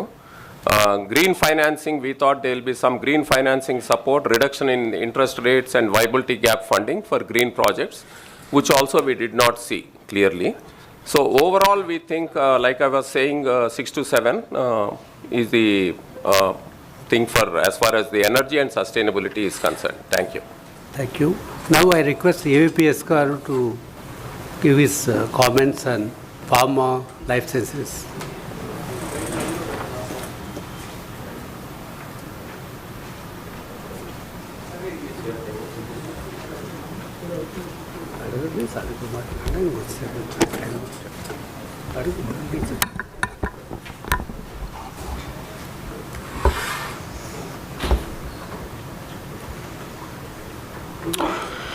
Good morning all. Thank you very much. Firstly, let me share a very broad and balanced view on the current union budget presented by Honorable Finance Minister for the pharma, life sciences, healthcare, medical devices and these related sectors. First, I want to share the direction. Actually, like our Vice Chairman told already, the budget keeps the continuity and the stability. It's a core of it. So that's more important. It really doesn't change the headlines, the punchlines and all. This time, more noticeable observation as far as me concerned. And it reinforces the long-term priorities like manufacturing strength, innovation and regulatory reform. And for an industry that works over decades, not days, that stability matters. So on the pharmaceutical and biopharma side, the government has launched an important initiative called the Biopharma Shakti with 10,000 crores allocation. And this is not just a number as far as me concerned, and it signals a strategic push to build India as a global biopharmaceutical manufacturing hub and to deepen the innovation, the move into advanced therapies and support high quality production at scale. And I must tell you, there is also a focus on Indian drugs quality. If you have observed the last 1 year under the leadership of the Central Drug Standard Organization, CDSO, under Mr. Rajiv Raghuvanshi, the revised schedule is already being implemented and the quality being put at the focus. It's not only affordable drugs, we are supplying the quality drugs. The goal being faster approvals, the stronger safeguards and alignment with the global standards. And this is mentioned by the Honorable Finance Minister.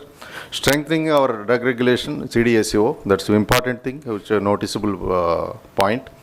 And in terms of healthcare and infrastructure is concerned, while the budget did not announce dramatic increases in headline spending, the intent to treat healthcare as part of the economical infrastructure and not just social spending alone, adi clear ga undi. The sustained investment in hospitals, diagnostics and preventive care helps create demand for medicines, devices and services, at the same time improves health outcomes for the citizens. And a couple of more points. Across the broader life sciences segment ecosystem, and what I very noticeable is the continued emphasis on the domestic manufacturing. That's very key, and also innovation, both for global exports and supply chain resilience. The aligns with the expectations we saw from the industry earlier, the duty rationalization, the R&D support, the modern infrastructure, and incentive frameworks that makes Made in India truly competitive.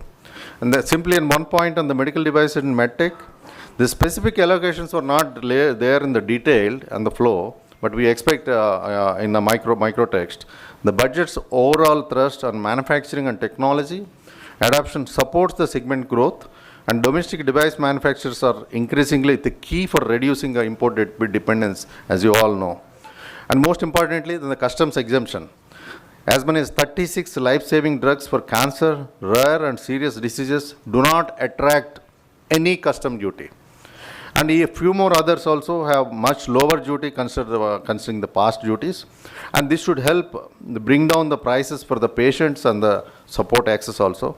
And lastly, let me be clear, industry was hoping for deeper R&D incentives and even more targeted tax support, especially for the complex therapies, biosimilars, and medtech innovation. And that conversation continues, but in the detail it was not mentioned. I think we expected a little bit. But the big picture is very solid, I must say. The stability, direction, execution now matter, more announcement alone. Implementation initiatives like Biopharma Shakti and regulatory upgrades will determine the future outcomes.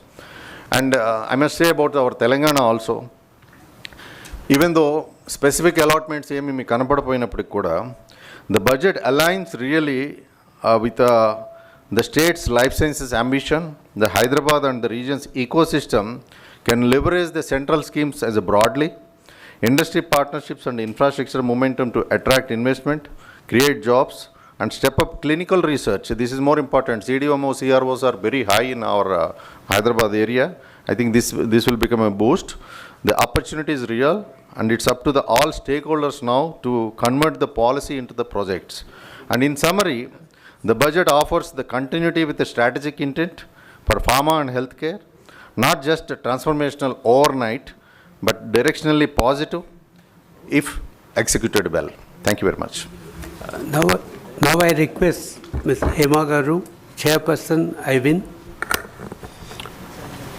to speak on women's related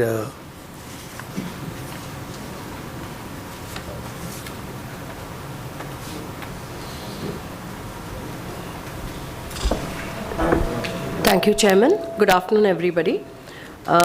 If we look at the budget from a purely women's development and advancement point of view, we have the Honorable Finance Minister has introduced schemes like the Equity Support Scheme for SME growth. There's also a boost to the MSME sector with TREADS as a settlement platform, the credit guarantee scheme, and more importantly for the impetus for self-help entrepreneurs, She-Mart scheme introduced Chedon, as well as helping the focus on women-led rural enterprises and AI. I'm also happy that we see a lot of allied activities which will help women get more employment. The girls' hostel in every district, that's great encouragement. The focus on STEM and the university townships, which will help promote more women coming into workforce, as well as sectors like your content creation, the SOPs and tax holidays given for data centers will also help encourage women participation in the workforce, as well as the revival of the legacy industrial sectors. So Ivani, these are all extremely hopeful signs for encouraging women in women participation. And also I'm really happy to say that the training that will be given to caregivers will also ease women's dependency, or the family's dependency on women being part of the caregiving ecosystem. And really happy to note that mental health has been recognized as an important area, and they're actually planning NIMHANS 2 in the north. So these are all extremely encouraging signals, and thankfully if they are implemented in spirit, we will see more participation and sustained participation of women in the workforce. Thank you. Thank you. I request Narasimhan Garu to speak on ease of doing business.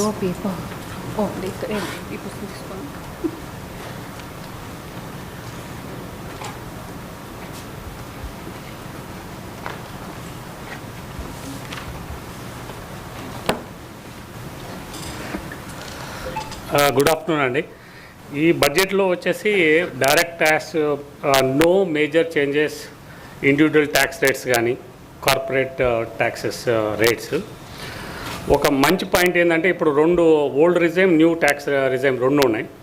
New tax రిజైమ్లో వచ్చేసి MAT, that is a minimum alternative tax is not allowed, but now they brought a new provision, MAT allowed in the new tax regime to the extent of 25% of the tax payable. That is definitely most of the corporates will move from old regime to new tax regime going forward.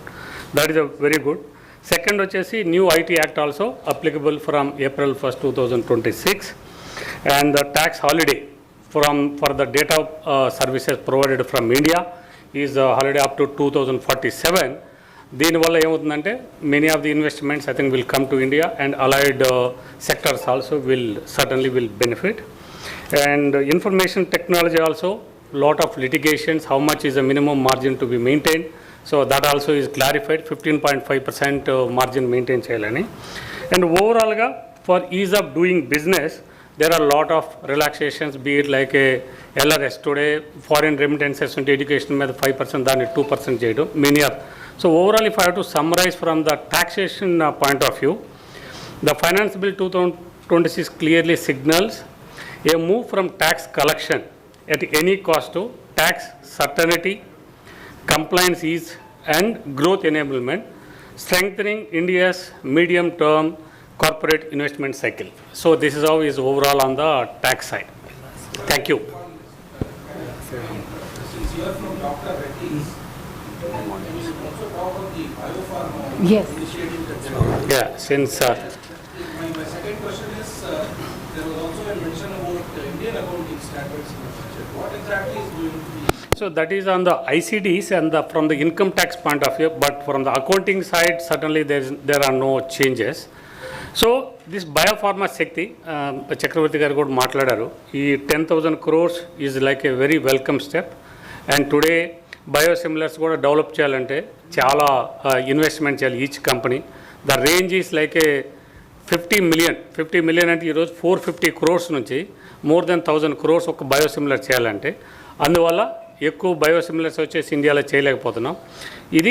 దీనివల్ల ఏమవుతుందంటే many companies also will start developing biosimilars, and it will help the patients. So I think that definitely right move. Even ఇంతకు ముందు కూడా మన GST చేసినప్పుడు కొన్ని cancer డ్రగ్స్కి వచ్చేసి కస్టమ్స్ చూసి తగ్గించారు.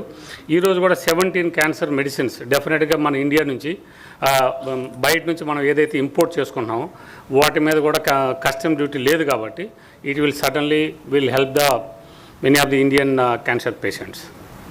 Thank you. So I have a couple of questions, sir. Can the esteemed panel, whoever, please comment also on the reduction of export duty on import of parts for, aerospace defense manufacturing. We are a sector. Yes. Sir, also the other thing is, can one of you please clarify what this safe harbor for IT services, the increase from 300 crore to 2,000 crore? No. So, safe harbor ఏంటంటే, if you see any tax assessment, there is a transfer pricing. Transfer pricing lo each company ko vachesi there is a methods in which how much is the margin.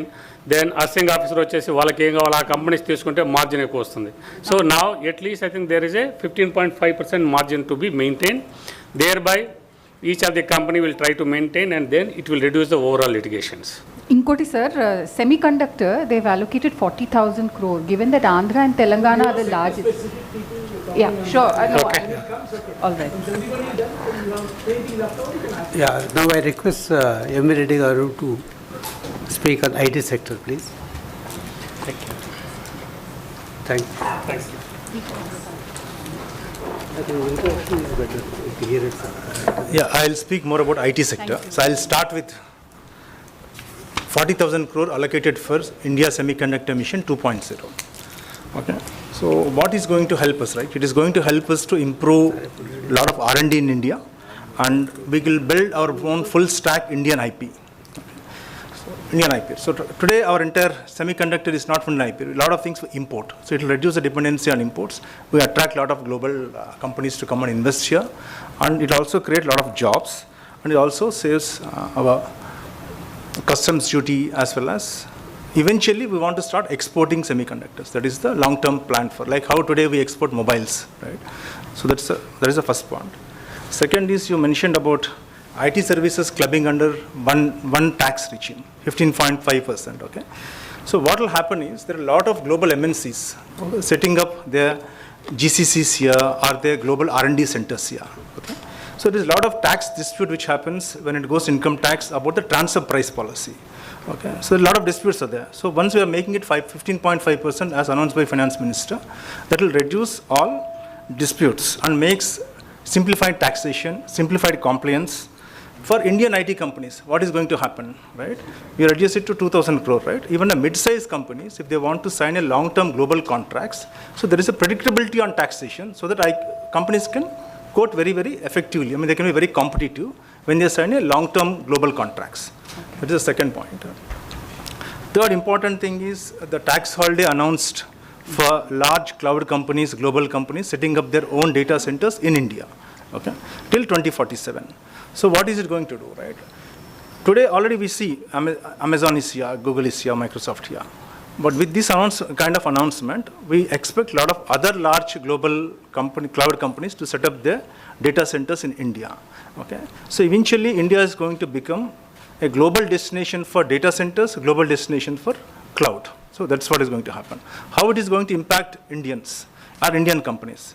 So when global investment, large data centers, large investment comes to India, eventually the cost is going to come down. For Indian enterprises, they want to move to cloud, the cost is going to reduce. That is second thing. Right? And since data centers are built in India, we are going to become a digital sovereign country or a data sovereign country. That is the second. And eventually it is going to create a lot of jobs in cloud and data center space.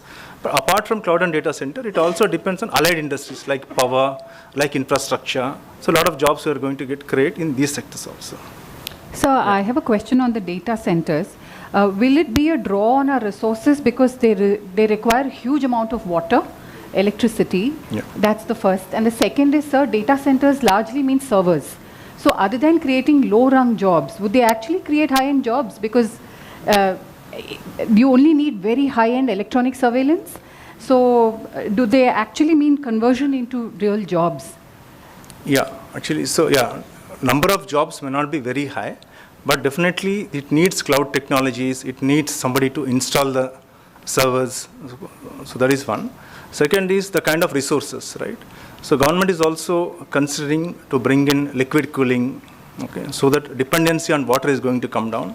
So once we start using green power, so eventually the kind of power consumptions, what data center is going to draw and what data center is going to produce. A lot of data centers today produce their own solar power.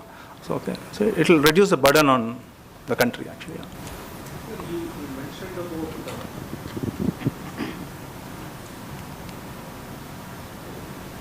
I think I'm audible otherwise.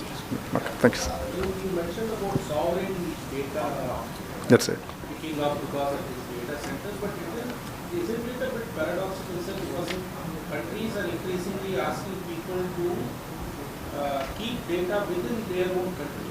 So in this case, as in how will this benefit? As in which country will allow their data to be stored in some other country for which India is offering tax on? Need not be. There are a lot of countries which this data sovereignty is not there. That is one. It's a matter of time, isn't it? Okay, no. So there is, suppose in Gujarat gift you see, okay, there is something called, you can set up a data center there, okay, and that is be treated like a global destination. Okay. Sir, I know life sciences, another gentleman had spoken, we missed about this medical tourism and the medical hubs. Given the fact that... I'm not the right person. Oh, you're going to talk? Yeah. Now I request V.S. Ram Garu, Mahindra to speak on the manufacturing sector.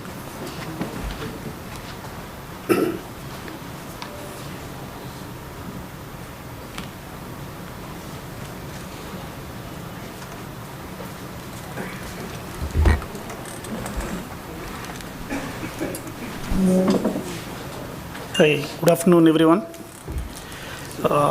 First, a top line view is this budget is in line with the robust growth manufacturing sector has been witnessing for last couple of years. manufacturing as overall, including auto.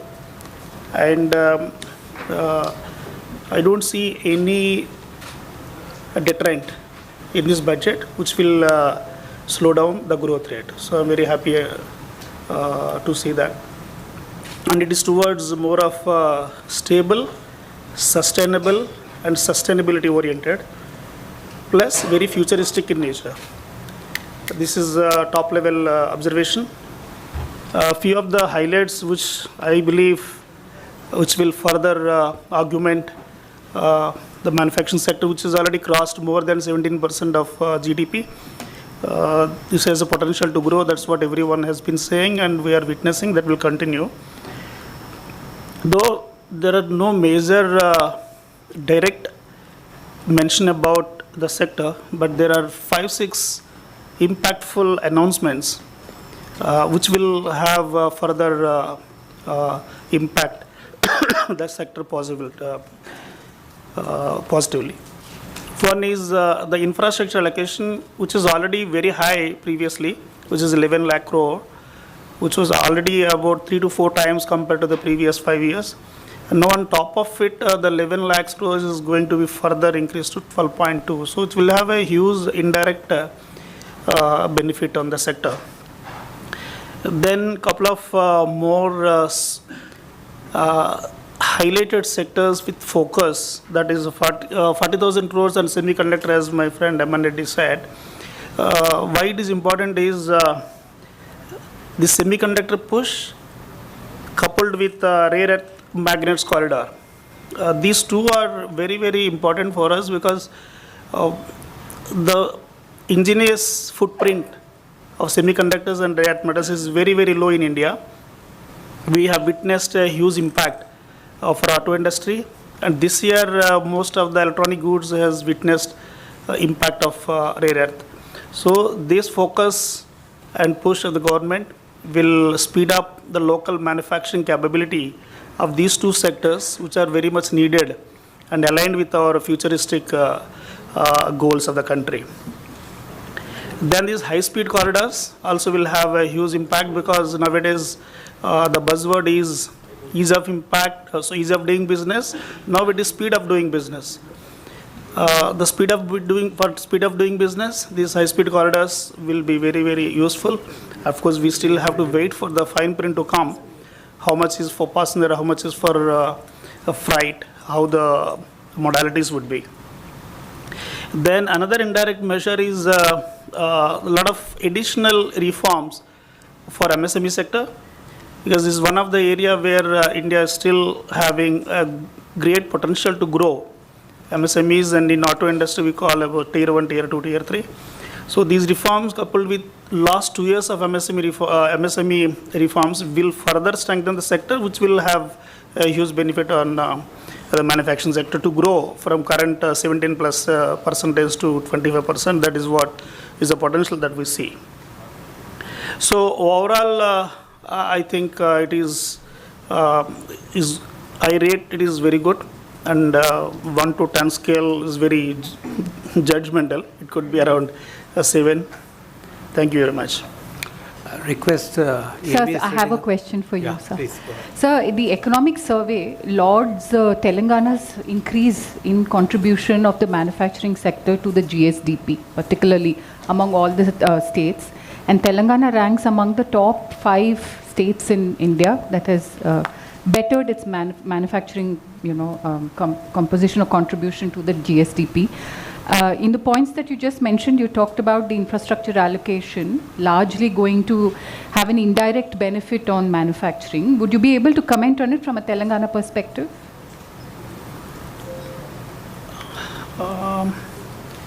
See, we have presence of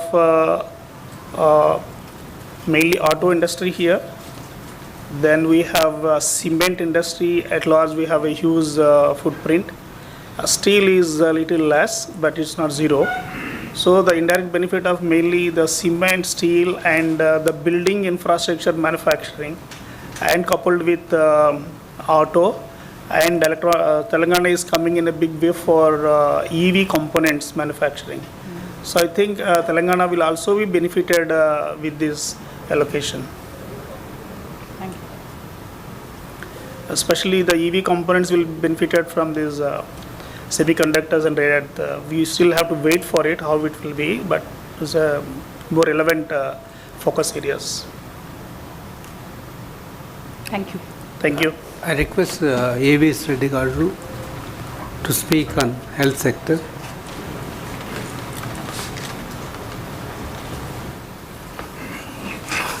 నమస్కారం అండి.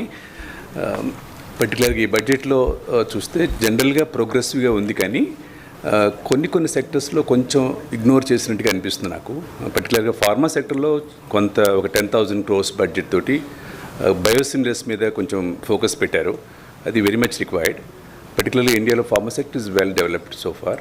But కానీ health care sector చూస్తే పర్టికులర్గా medical డివైజెస్లో there is a big gap in the country. Like ఇప్పటికి కూడా మనం ఇండియాలో 70% of the medical devices are being imported.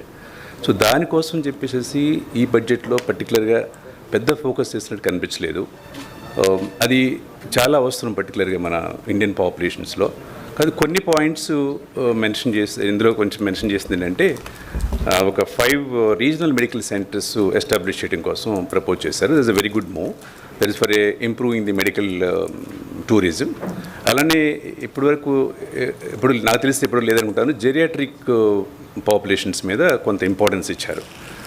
Geriatric population అంటే ఓల్డ్ ఏజ్ పాపులేషన్ మీద. That's very good move in this budget. I feel it's definitely good for the old age people. Like అలానే చూస్తే జనరల్గా కొన్ని సెక్టర్స్లో మ్యానుఫ్యాక్చరింగ్ సెక్టర్స్ మీద కొంత importance చూపించినట్టు కనిపించింది, కానీ లైక్ కంటైనర్స్ మ్యానుఫ్యాక్చరింగ్ కోసం అని చెప్పేసి ఒక 10,000 crores అట్లా చేశారు. ఓవరాల్గా చూస్తే ఇండియాలో మ్యానుఫ్యాక్చరింగ్ సెక్టర్ డెవలప్ అవ్వడానికి వన్ మేజర్ రీజన్ ఏంటంటే ఒక స్కిల్ డెవలప్మెంట్ వర్క్ ఫోర్స్ కావాలి. మనకి ఇప్పుడు చూస్తే జనరల్గా మన అన్ని మ్యానుఫ్యాక్చరింగ్ సెక్టర్లో కూడా అన్ని సెక్టర్లో కూడా స్కిల్ షార్టేజ్ ఉంది, స్కిల్ మ్యాన్ పవర్ షార్టేజ్ ఉంది. దాన్ని ఇంప్రూవ్ చేయడానికి ఈ బడ్జెట్లో నేను I didn't find anything interesting. So that's a major thing that the India needs skill development in all సెక్టర్స్లో. ఒక పర్టికులర్ సెక్టర్ అని కాదు, including a high end sectors like aviation సెక్టర్లో చూసినా, లేకపోతే చిన్న మ్యానుఫ్యాక్చరింగ్ సెక్టర్లో చూసినా, ఎంఎస్ఎంఈలు చూసినా చాలా షార్టేజ్ ఆఫ్ మ్యాన్ పవర్ ఉంది ఇన్ సింపుల్ ఎలక్ట్రీషియన్స్ దగ్గర నుంచి. సో దాని మీద ఎంత ఇన్వెస్ట్మెంట్ చేసినా ఇండియాకి అంత బెనిఫిట్ అవుతుంది, కానీ అది కొంత ఈ బడ్జెట్లో కేటాయించినట్టు కనిపించలేదు. సో అదర్వైజ్ జనరల్గా budget is okay. So we need to develop the manufacturing అంటే పర్టికులర్గా కొన్ని మ్యానుఫ్యాక్చరింగ్ ఇన్ఫ్రాస్ట్రక్చర్ మీద కొంచెం ఫోకస్ చేయాలి, మ్యాన్ పవర్ మీద ఫోకస్ చేయాలి, తర్వాత R&D మీద ఫోకస్ చేయాలి. అది కొంచెం R&D కూడా మెడికల్ డివైజెస్లో నాకు అంత అనిపించలేదు. So we need deep technology development కావాల్సి ఉంది అందులో. Unless we do a deep technology డెవలప్మెంట్కి ఫోకస్ చేస్తే తప్ప మెడికల్ డివైజెస్ ఇండియాలో మ్యానుఫ్యాక్చర్ చేయడం అనేది చాలా కష్టమైన పని అది. సో ఒక గుడ్ థింగ్ కూడా చేసింది ఏంటంటే ఫారిన్ కంపెనీస్కి ఇండియన్ కంపెనీస్కి కొలాబరేషన్ చేయడం కోసం కొంత పర్మిట్ చేశారు. అదొక గుడ్ డెవలప్మెంట్. సో కొంచెం ఫోకస్ చేస్తే దెన్ అట్లీస్ట్ నెక్స్ట్ 5 yearsలో మనం మెడికల్ డివైస్లో కొంత సెల్ఫ్ రిలయన్స్ కొంతవరకు అచీవ్ కలుగుతాం. థ్యాంక్ యూ అండి. Thank you. Now I request mister Dhanraj గారు to speak about MSME sector.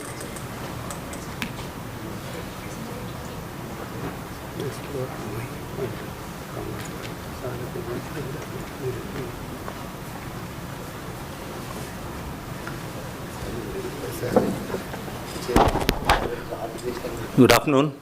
My name is Dhanraj Tirumala. I'm the convener for the MSME panel for CII Telangana. Every year, I think we're seeing larger focus on MSME from the Honorable Finance Minister. We all know the MSME sector is the second largest employer after agriculture. So it's very encouraging to see this kind of focus that's being brought about. And today's budget, I think, will pave way for the target that we have set for ourselves in terms of the export growth from the current 30% going up to 40%. That's on the, on the GDP front, the growth we see is going up to 40%. And the export target is rising up to 60% from the MSME segment. So the schemes that have been announced, as of date, the MSME sector has over 600 schemes. So what we need to see is the ease of doing business and implementation of these schemes. And what was encouraging in today's budget is the equity support of 10,000 crores that has been announced. And government said they were going to set certain criteria for selection of the entities to avail of this fund. And also to encourage the micro enterprises, which constitutes nearly 90% of the MSME. A self-reliant India fund of 2,000 crores has been announced. And most importantly, MSMEs always complain about access to credit. So with the liquidity support grant of nearly 7 lakh crores is certainly going to enhance the availability of credit to these industries through TREDS platform and CGT SME and using government e-marketplace, GEM plus TREDS as a combination to make this liquidity available. We'll certainly see a lot more credit coming into this segment. One other important announcement the Honorable Finance Minister made was about using TREDS receivables as a collateral security, which is another welcome step. As you all know, the MSME segment is sector agnostic, so it cuts across various industries, both on the manufacturing side and on the services side. So this budget, all in all, should give a boost to the enterprises which are in this group, and we should see good employment generation as well. So the targets that the Government of India has set for this segment, I think we're all well on track to achieve that, to achieve the 60% growth on the export front and 40% contribution to the GDP. Thank you. Now I request Mr. Mahib to speak about the infrastructure.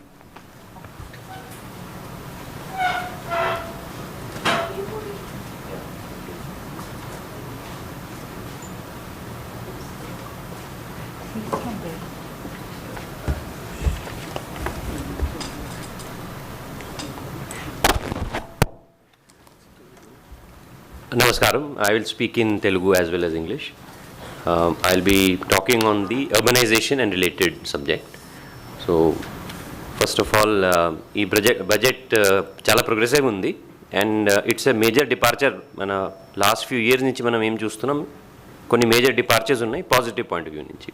Endukante one is statistics etla unnai, growth etla undi, manam infrastructure em propose చేస్తున్నాం, recommend చేస్తున్నాం. Second is approach ఎట్లా ఉంది అర్బనైజేషన్కి. దీనిలో ముఖ్య బిందులు ఈ బడ్జెట్లో primary major point చాలా పెద్దగా వచ్చింది, సిటీ ఎకనామిక్ రీజన్స్ అని. సో సిటీ ఎకనామిక్ రీజన్స్ ఏమున్నాయని దీని మీద డిబేట్ జరగాలి. ఇప్పుడు గవర్నమెంట్ ఆల్రెడీ అనౌన్స్ చేసేసింది, మనం డిస్కస్ చేయలే. So we have to look in to the state the finance commission reports and the economic survey. మీరు మనం అందరు చదవాలి. నేను కొంచెం చూశాను, ఇంకా నేను కూడా డీటెయిల్ వెళ్తాను. అక్కడ హైలైట్స్ ఉన్నాయి. గవర్నమెంట్ ఏం చెప్తుందంటే ఒక సిటీ కోసం ఓన్లీ సిటీ ప్లానింగ్ చేస్తే నడవదు. ఇప్పుడు సిటీ అండ్ సరౌండింగ్ రీజన్స్ కూడా మనం ఇంటిగ్రేటెడ్ ప్లానింగ్ చేయాలి. ఇప్పుడు ఆ సరౌండింగ్ రీజన్లో అగ్రికల్చర్ ఉండొచ్చు, ఇండస్ట్రియల్ ఉండొచ్చు, చిన్న టౌన్స్ ఉండొచ్చు, మున్సిపాలిటీస్ ఉండొచ్చు, గ్రామ పంచాయతీస్ ఉండొచ్చు. అకార్డింగ్ టు మీ ఇది ఒక major approach and methodology shift అయిపోయింది with this announcement. So methodology చాలా ఇంపార్టెంట్ ఉంది. తర్వాత బడ్జెట్ అలొకేషన్స్ అన్నీ ఉన్నాయి, ఇంప్లిమెంట్ అయినాయి లేదా we can discuss. We have been seeing many such schemes.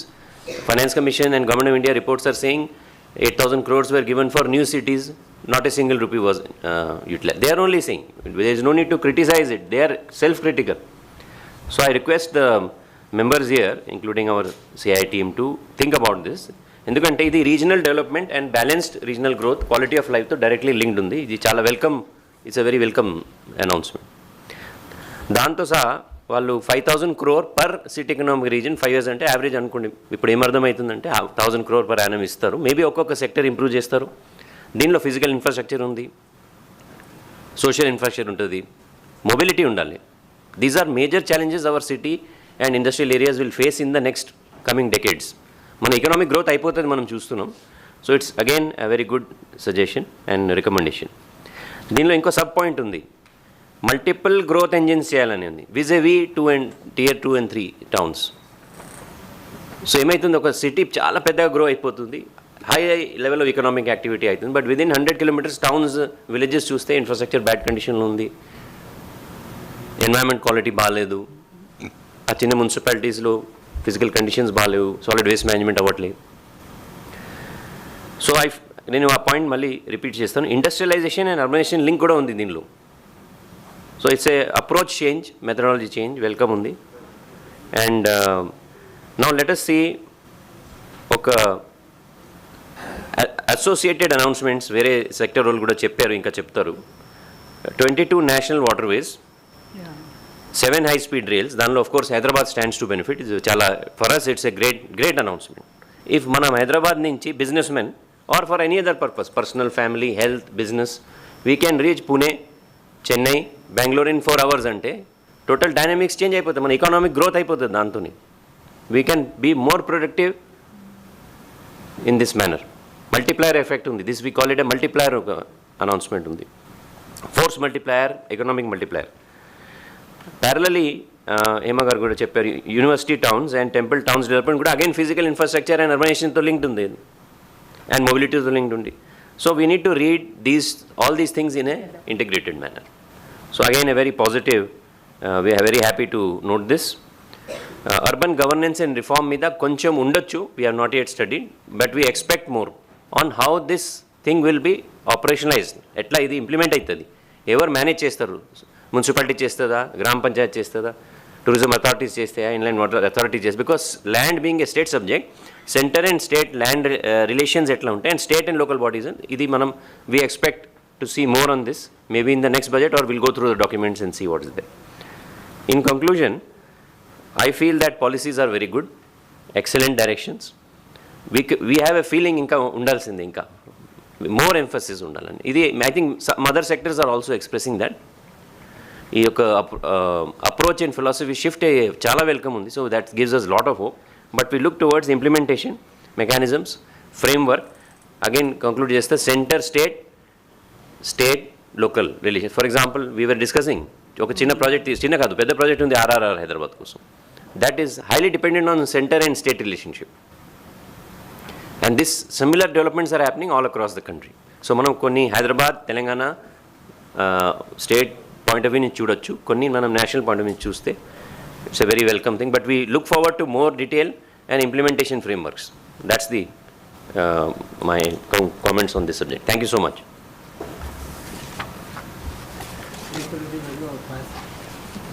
Shekhar Reddy Garu, our past chairman, to speak on education sector.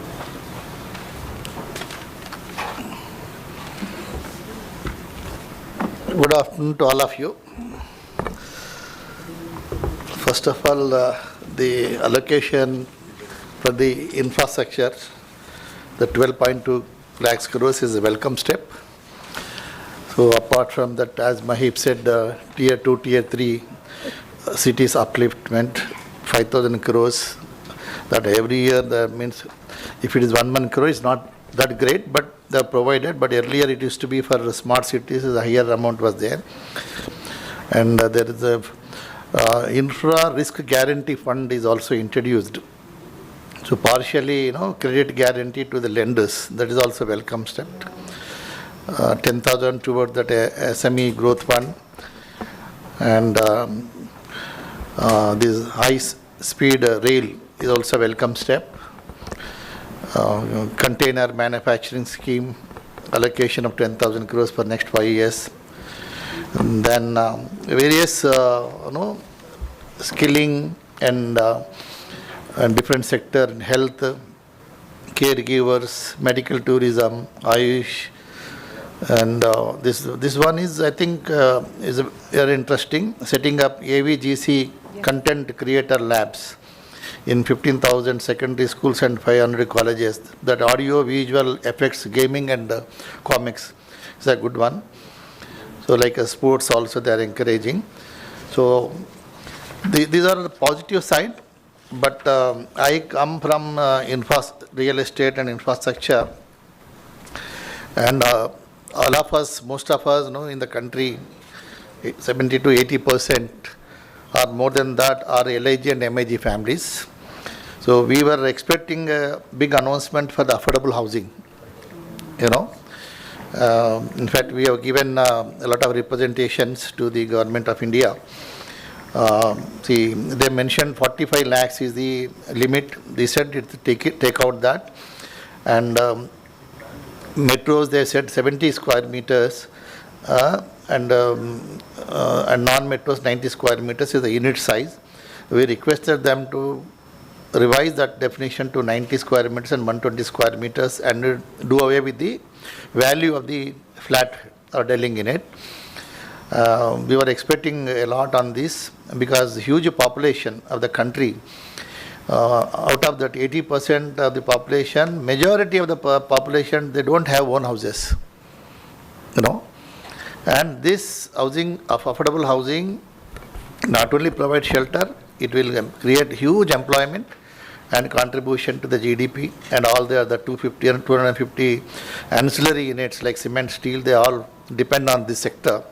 I think they should have gone forward. We were expecting, we have been talking to them also in various our forums, but we all feel as the developers in the country and also on behalf of the LIG, MIG segment of the population, we are very sorry to see the budget this way. You know, even rental housing, even the people who are not having houses also, they are paying more rentals. At least you encourage some tax exemptions. Abroad it is there. If somebody can, high net worth income, they can own 500 apartment, 1,000 apartment, they get incentive or tax deferment. So they rent it at a very reasonable price. So that is also not there. And another thing is, we are a growing city, we are a global city. Hyderabad has its own brand. We are looking for the last mile connectivity, and our Honorable Chief Minister also going with a lot of big projects in infrastructure, whether outer ring road, radial roads, the second phase of metro and MOSI, and his agenda is already with the government of India. We are expecting, I don't know whether the allocation is there in that. In detailed budget we have to see. So they might have given some provision, we don't know. But we are expecting some allocation in the budget to Telangana, so that the many investments will come. Our real estate will also flourish, and all sectors also will flourish. So that Telangana issue we have not seen anywhere except that high-speed rail. But overall, affordable housing overall across the country, for real estate sector, is a disappointing thing. Thank you very much. Now I request Mr. Kamalakar Garu to speak on aerospace and defense sector.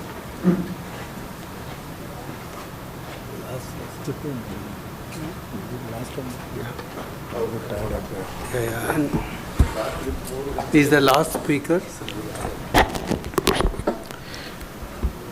Good morning, friends. I'm Kamalakar, representing Defence and Aerospace sector for the Telangana CII. So though the Finance Minister usually didn't spread out the allocations of the defence openly in the budget, but it has been known that usually it's a 10% increment year on year. So looking at that, we will be getting at around 7.5 to 8 lakh crores for the defence allocation. And if you look at that, it will be slightly lesser than the GDP of 2% usual allocation in the last year. It is expected to be somewhere around 1.9%, slight reduction. But however, it is on need-based allocation for the defense as always. And last year, that Operation Sindoor has got some kind of an expenditure, and they had allowed an additional 50,000 crores budget then and there. That's also probably that will be taken care by the government as and when the need-based requirements. And in that, approximately around 2 lakh crores being allocated for the infrastructure of the defense and modernization of defense equipments and all. So the good thing is that out of that, 75% of that particular allocation will be put into the local industries of India. So that works out to be 1,50,000 crores.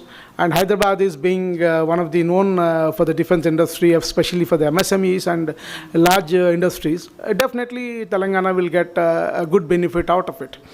And apart from that, the specifics to be mentioned in defense and aerospace sector, there is a tax holiday for the MROs are concerned. If you know that recent Saffron and GMR, they were all come up to Hyderabad, and they will, that kind of an activity will definitely largely get benefited. And on top of it, they also talk about components related to the civil aircrafts and seaplanes manufacturing. So those will, of course, we may not be having an immediate benefit out of it, but we have the chance to get it because we have an HL and there are several Tata Advanced Systems and all these. So probably we will get to reap some kind of benefits out of it. And along with it, and there is a new policy kind of framework is being happened to bring in the joint ventures with the DRDOs at large in India. So you know that Hyderabad has got plenty of DRDO labs if you compare with any other city in India. So that definitely give you a large perspective and the kind of an opportunity for Hyderabad and especially, overall Telangana is concerned. So looking at these, we are already predominantly established player in defense industry and aerospace industry. So we can, whatever the things come in, definitely in virtue we will try to get some reaping the benefits of that budget. Though they are not specific about the Telangana or Hyderabad, but defense is the central subject always. So that's one. And second thing is that talking about the corridors or the industry corridors establishment. So probably Telangana with the kind of an approach or maybe proactive government, they can, we can still take some advantage out of that. Any specific questions you are asking? Yes, sir. So, they talked about these increase in the number of dedicated freight corridors. Do you think that is going to help greatly in the aerospace sector here, especially with a lot of that was not specifically told about the defense. That was set for the overall industry clusters. They had numbered it out, but I do not know how much the state governments is licensed with the central government to get it. Because what happens is, we have a very predominant ecosystem already established in Hyderabad and around in Telangana. So if we put in our efforts at a good level, probably it should possible to get some benefit out of that. Because, sir, the next logical extension to the rail corridors that we have, high-speed rail corridors, should be the dedicated freight corridors. Because with Kurnool, Hyderabad, we're having drone manufacturing, aerospace defense manufacturing everywhere. It would make sense that we get a dedicated freight corridor than connect Surat and Guwahati, which are, See, what happens is there is a mission called Drone Shakti mission, which has been outlaid about 10,000 crores for the drones alone. That was the Government of India thing. But how much we can reap in, it all depends on the government proactiveness and industry readiness. So everything and anything we cannot get it. So we should look at our strengths and weaknesses, and we should work towards that. Whatever the announcement comes by the Government of India, that Telangana alone cannot get it, because it's, we should understand. And Kurnool has, DRDO has established some kind of an activity there. And what we are talked about recent news is an extension to that. So what happens is these activities are linked to the defense and DRDO especially. Kurnool has got a different strategic requirements over there, which we could not talk openly in the public, but Government of AP could able to take, reap in some advantage out of that. So similarly, Hyderabad has got another 3 more airports, if you look at it, which we don't talk about, apart from the RGA. We got 3 more airports which is under disposal of the defense and aerospace. We can also look into that. Thank you, sir. Thank you. Can we ask some general questions which are not addressed to some? Why not we discuss during just a couple of things, networking lunch, please, because people are waiting. Just one, sir. There was almost no mention of US tariffs and the impact it is having on the industry. In fact, it is excellent. I accept as US tariff is making us more, we are looking at other markets and to improve ourselves so that we can export to other than US. So that's good for industry. That's what I personally feel. The other question for Mr. Gautam Reddy is, they talked about NRI investments. Two very important announcements given the fact that the Telugu diaspora contributes heavily in terms of investment and in terms of repatriation of funds. One is that any immovable property that is sold in India will be taxed. TDS will have to be paid. And the second is that their investment limit has been increased from 5 to 10%. How do you think this is going to impact the Telugu diaspora? Very positive. Both are very positive, and it will enhance the investment. And to your earlier question also, I think it's wonderful that we don't talk about US tariffs because there is no constantness in that and there is no linkage to our budget and economy. So I think it's good we didn't talk about it. Sir. Telangana CII, you like to give ranking to this budget out of 10, how much would you give? Because even other than the high-speed rail corridor, there isn't anything specific to the state. See, I think the total number of individual announcements are also not too many. The total number of individual announcements. When you get into the detail of the budget, there will be more things in each of the sector that will be allocated to the state. But so far as Telangana state is concerned, this year certainly is better than the last few years, I can say. At least there are 3 important trains and the CII, the City Economic Region, Hyderabad will be one of them. So it's positive. So far as CII Telangana is considered, I think we rate this budget well, somewhere between 7 to 8. Sir, one generic question. Sir, one last question from my side. There is no mention of IIM in Telangana. And apart from that, Kazipet Coach Factory and Mamnur Airport, these projects actually Telangana is waiting eagerly for center to announce some funds. For quite a few years, agree. Yes, one last question from my side that we are talking about AI infrastructure and we also have national GPU cluster what government of India is building, but we currently don't have ONDC for compute. Like we don't invite private players for building a decentralized platform protocol to rent out servers. Are we looking forward to it or? If you look at it, the government of India has come up with a portal of the GPU rental. I mean, are you aware of it or not? That was being subsidized to all the startups and MSMEs at the 1/4 of the rate what generally being charged at the private players. So that was already on, and government of India is working on it. They're adding more and more GPUs month on month. So that's a very good initiative. Has been already done by the government of India. Thank you, sir. Please join for networking lunch.